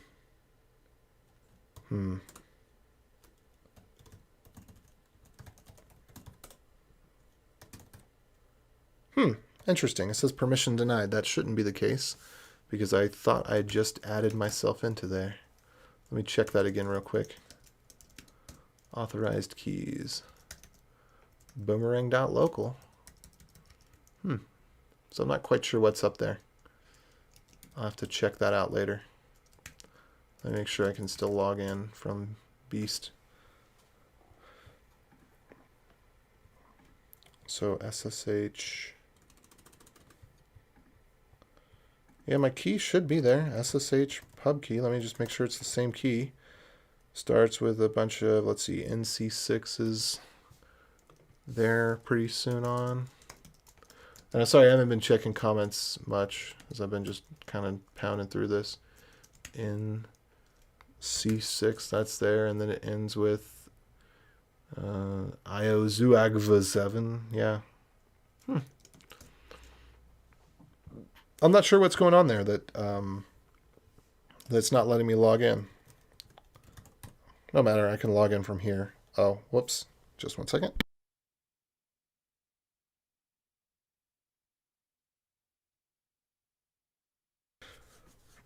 So anyway, you can see that it changes colors. So this kind of helps me know if I'm on a production system versus my dev system or whatever. All right. All right, so that's all out of the way. iTerm 2 is now pretty much set up the way that I like to have it set up.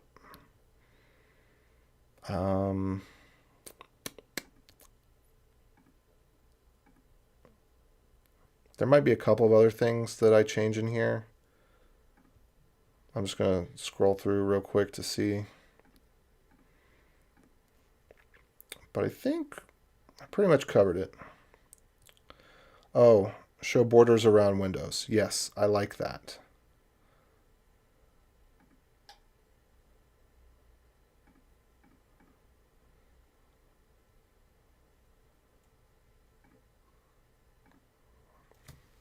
Yeah, there's probably a couple of little nuanced details that I like to change.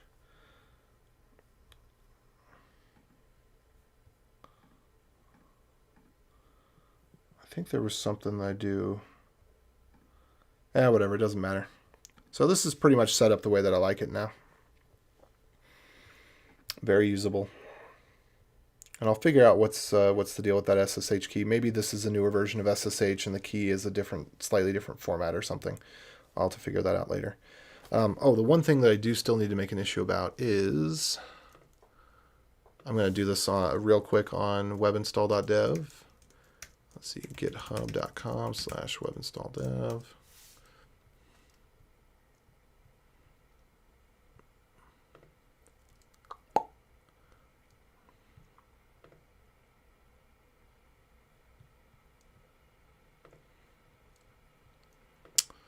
Let's see. All right. Should make sure that application directory exists before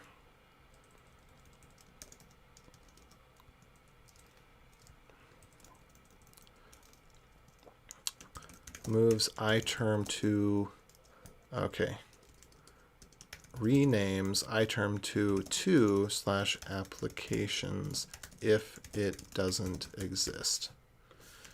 Needs to create the directory first.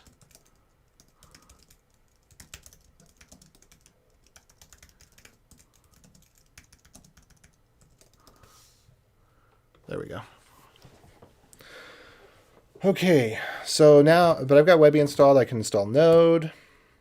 So we'll get Node installed. I'll do Webby Vim Essentials, and then pretty much my Vim setup is almost exactly the way that I want it. So let's go ahead and I'll add this. So now I've got Node. See? Node. I'll do npm install -g. I like to have prettier. TypeScript, JS hint, uglify, JS. Those are typically the things that I need from Node. Then I need Webby Vim Essentials. And then I can actually run multiple of these and have it go simultaneously because there's no package locking or anything. So I can do Webby Golang. I can do Webby Rustlang. So with that, I've pretty much got all the stuff that I need.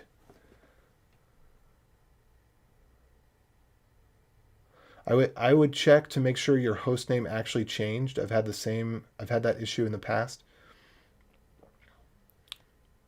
Okay. This is the Rust installer. It's asking me, do I want to do the default host triple, stable, default? Yeah. I'm going to say proceed with installation. I can change all that stuff later if I want. And then Go is installing everything. Everything's going just swimmingly there. And then Vim, we do want to do Vim nerd tree. And then once I install Go, I'll want to get Vim Go as well. So now my Vim is all set up. This is pretty much I'm done now, I think, more or less. There's probably a bunch of little things that I'll encounter here and there, but it's really just. Oh, another thing that I want that I'm not going to go through right now. So let me just go through here. I personally don't use Python, but if you do use Python, you definitely want to use the conflict-free version that you can get from web install. Deno, PowerShell, Flutter, if you're doing any of those, this is the best way to install that stuff. I'm probably going to have to get Brew at some point. I'm going to hold off until I do, but if you install Brew, install it with Webby because it'll create a conflict-free version of Brew that won't screw up any of your system settings. I do want to get some of the other tools. Let's see, BAT. I want BAT. I want to have FD. I want to have FZF. I want to have YQ, JQ, Watch Exec, SH Fumped, which I think is already installed. I'll want FFmpeg. Just eventually I'm going to be using it for something.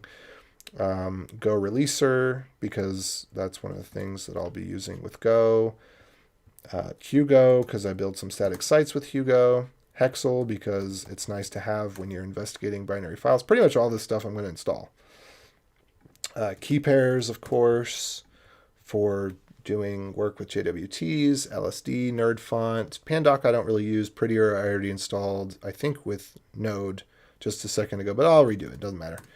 We'll just put Prettier in there as well. Oh yeah, of course, RG. I use that so often that it's just a default. I forgot about it. XZ, that's good to have, of course, for working with tar. Vim Essentials, all that's already there. Vim, Devicons, I don't know if I really want that one, to be honest. Caddy's good. We've already got Fish. Pathman's already installed. MyIP is a good one to have. Postgres, I'm not really going to need to use that right now. SyncThing. SyncThing is one that I like, and I'm going to install that separately. And then if I was on Windows, I'd install WSL. So pretty much the whole suite of stuff. It'll only take a second for it to install all of that. And then, so here I'm going to do Webby Vim Go. I need to get Vim Rust. Oh. So we've got a problem with YQ now. Must be a new version of YQ. I'm going to log that. Okay, bug report. Bug. New version of YQ changed directory structure. Installer needs to be updated for new directory structure.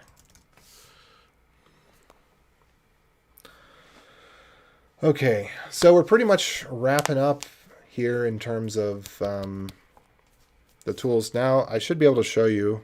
Let me just, I need to sign into GitHub and be able to actually clone things. Let's see what we've got here.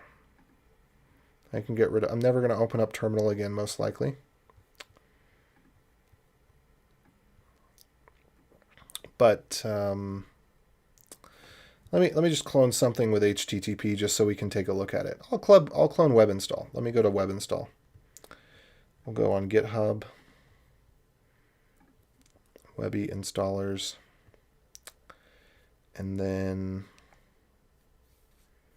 yeah, I'll just go here and I'll use the clone with HTTPS, which I never do that, but I'll do it so that I don't have to log in and add my SSH key to GitHub. So Webby installers, let's move over here, make this full screen, and then let's take a look at YQ, for example. Let's look at releases.js. So now I've got all my syntax highlighting. Everything's good here. Everything's set up just the way I like it. I'm already getting, oh good. Something that I need to copy over from beast.local will be my JS hint things. I'm just going to do that like this. We're going to put them into my home directory, and I'm going to copy over my Prettier stuff as well. And so let me go ahead and copy over now my JS hint rc.tpl. I'm just going to put that in here. and then update it, because apparently I didn't add that into the repository itself. Okay, so now when I go and take a look in here, what is it telling me? Use the function form of use strict. Why is it telling me that? Oh, because I need to rename this to .jshint.rc. There we go. Now I go in here, and boom, no errors anymore. So now if I create an error, it'll give me the warning. If I let it go away, then it won't. And then the last thing that I said I think that I want to install is SyncThing. So let me get out of these, Control D to get out of all of these. So I'm going to do Webby SyncThing.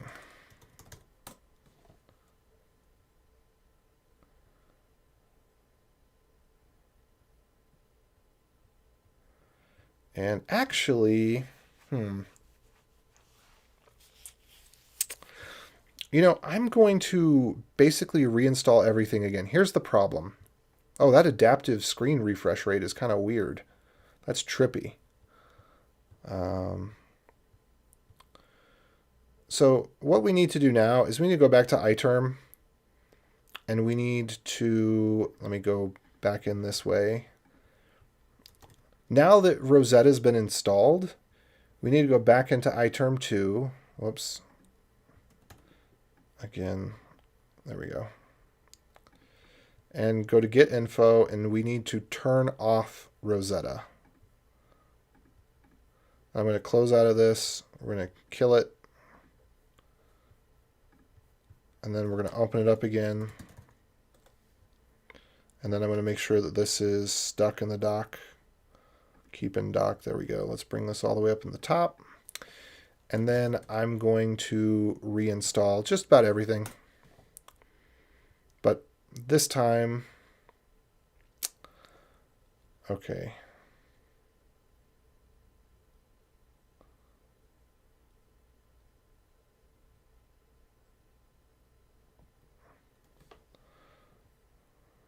Okay, so some of the tools, you'll notice it's keeping because they're exactly the same, and some of them it's reinstalling.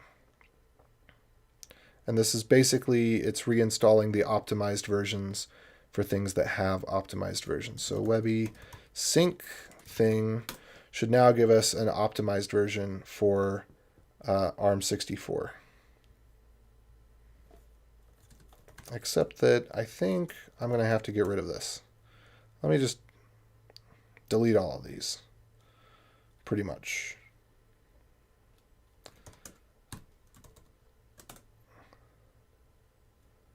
Okay, there we go. So I guess I'm going to have to, let me just go ahead and blow away my bin folder. And I'm going to curl https webinstall.dev pipe bash, and that's going to reinstall Webby.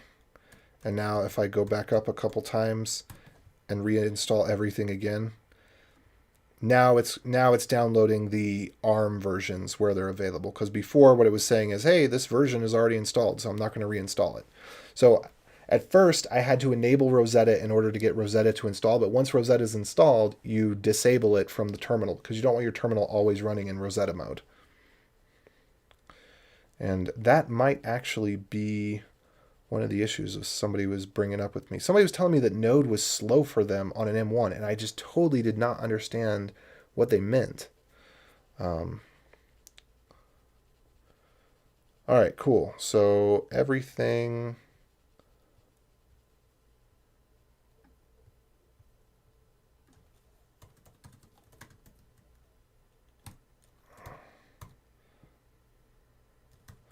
Webby XZ Caddy my IP.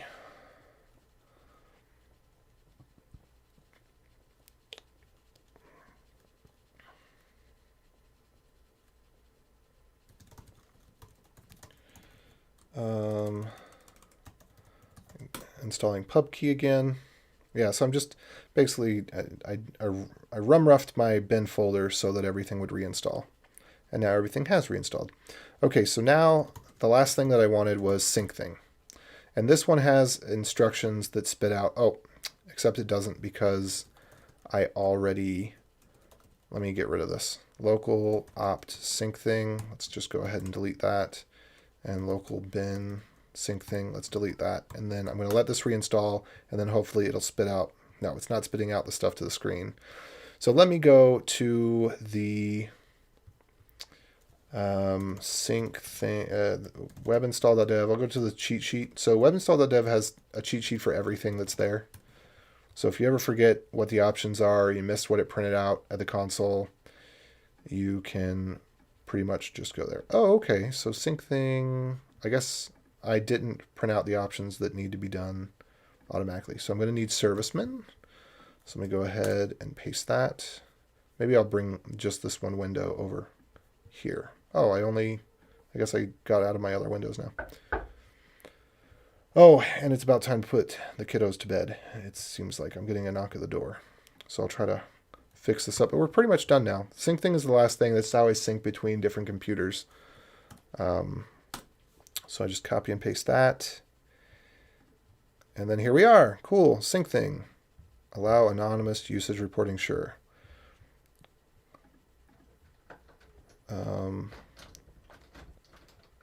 You'll need to go to these changes. Action, settings, GUI, unclick, start browser.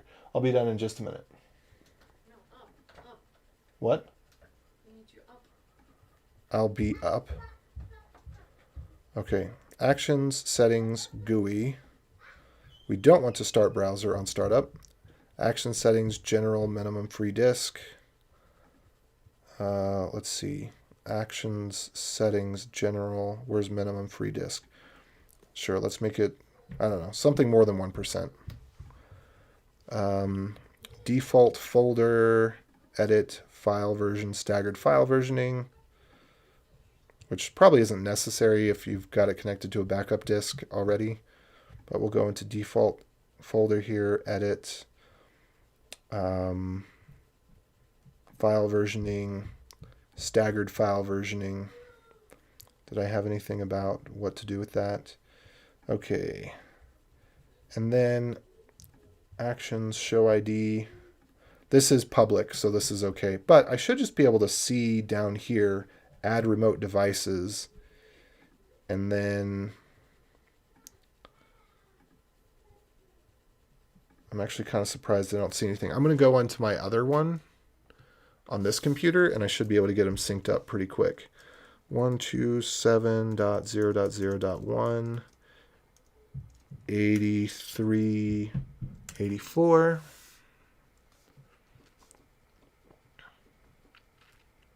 Add remote device. And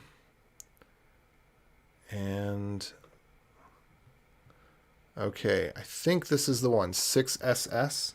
Is that what we said the ID is? Starts with 6SS and ends with UA4. UA4, yep. Okay, so I'm going to say add that device. And then let me see if I can say edit. And what do we want to share with this one? I want to share the sync folder. I think that's all we want to do. And so then this should pop up over here and it should say, hey, this device wants to share with you.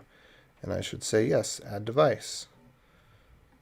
And then I should be able to say, I don't want to unshare folders. There we go. Yeah, share. There we go. Cool. So pretty soon we should see my sync folder starting to populate with all of the stuff that I need across my computers. So I've got thumbnails that I use for when I'm streaming the meetups or when I'm working on a different computer, and then just certain things that I like to have across the various computers. Some favorite photos and some stuff like that. And that is the sync thing setup. And yeah, so I just throw stuff into my sync folder, and it's kind of a Dropbox clone essentially, but just between computers that you trust, no cloud necessary. Okay, was there anything else that I needed to do here? I also may want to set username and password. Only runs on localhost though.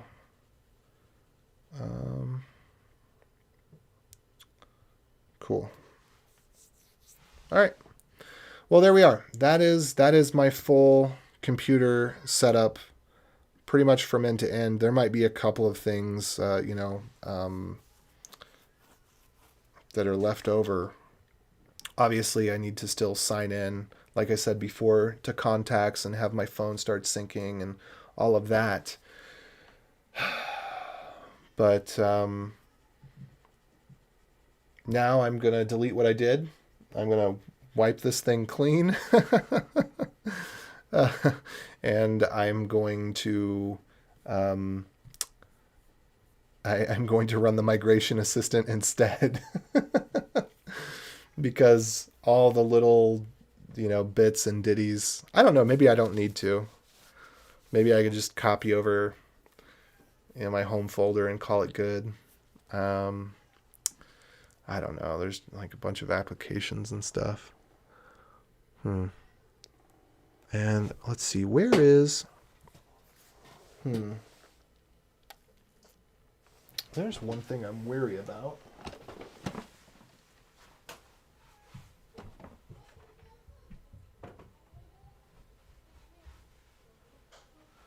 I wonder what happened.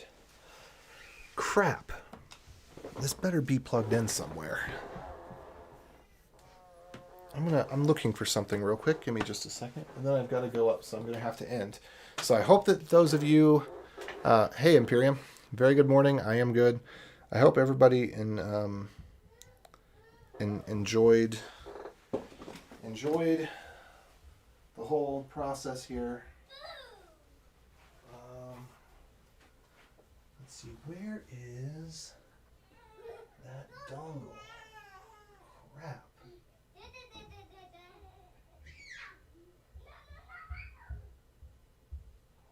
Oh no, it's not a dongle. Okay. I was thinking that for DaVinci Resolve, I bought the dongle version. I did not buy the dongle version. I bought the one with the key codes. Good. Yeah. So, and especially since my recovery key was broadcast during this event for the password in the brief half a second that it showed up before I accidentally clicked next too fast. I am just going to have to wipe this whole thing and start over. But one key takeaway from this, well, there's a couple key takeaways. I discovered a couple of bugs. Let me see if I just do Webby YQ again. Is it still going to give me the same error? ARM version. Huh, that seems like that's taking a really long time to download. What in the world would be taking so long for YQ? Is GitHub being slow or something? Or is there something else that's being installed there that was part of this? I don't think anything should be part of that. It should be really, really simple. Okay, yeah. We just got a problem with the directory structures changed. So there was that bug. There was the bug with the applications folder. And then there was the deal about swapping the Rosetta mode on and off. And then the little bit about Better Touch Tool versus Carabiner, where I'm using which. But I'm glad that I videoed the whole process. I also have a gist for this on GitHub. Let me see if I can find it. If I search, I forget how you search by yourself. I think you can do user. Is it user? I can do user cool AJ6, and then I can say Mac OS setup. And then I also, not only that,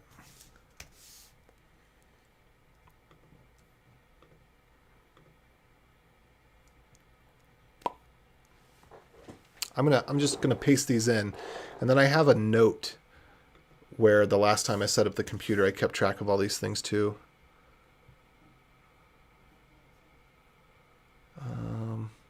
Oh, there's a couple other things I like to do that we didn't go over, such as enabling AirDrop on Ethernet. Let's see. There's some other tools that I use. Make MKV, Handbrake.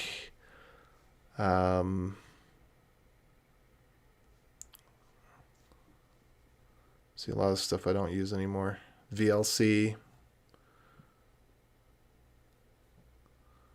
There's just a number of things that I'll come across here and there.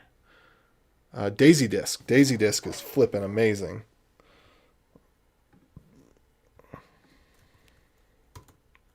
Oops. I use DaVinci Resolve for doing the editing. I use OBS for doing the streaming, which I hear Streamlabs is better. I just haven't taken the time to figure it out.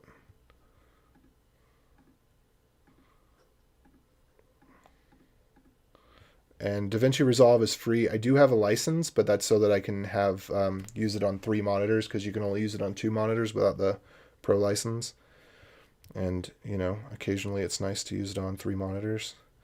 DaVinci Resolve 17. I think it's going to ask me, yeah, I don't want to do that. I'm just going to copy it over from the other computer and then install it that way. Anyway, I'm out.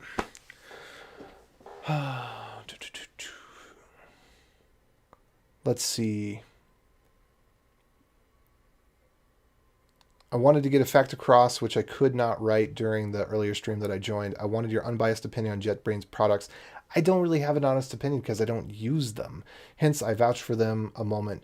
I do use them, but stopped using them and instead started using Vim primarily, backed by good reasons. From achieving true accuracy and speed to adding rapidly to my knowledge, everything in between and beyond. Great. But as I quoted earlier, leverage is one of the most powerful concepts. Once you understand a concept fundamentally, leveraging the tools that allows highest productivity is important. Sure. So yeah, and tell me, you know, use Vim for a little bit and tell me what you think. But I got to get off the stream because it is time to put the kiddos to bed, and we are done. We're done here. There's of course other tools that can be installed, but there's nothing else that really needs to be installed right now. So this is what it is. Thanks for joining in. If you liked it at all, give it a like. If you didn't, give it a thumbs down. Click all the things, check the doobly-doo, subscribe if you want to do that, hit the bell for personalized recommendations or all the things if you prefer, and I'll catch you on the flip side. So with that said, adios.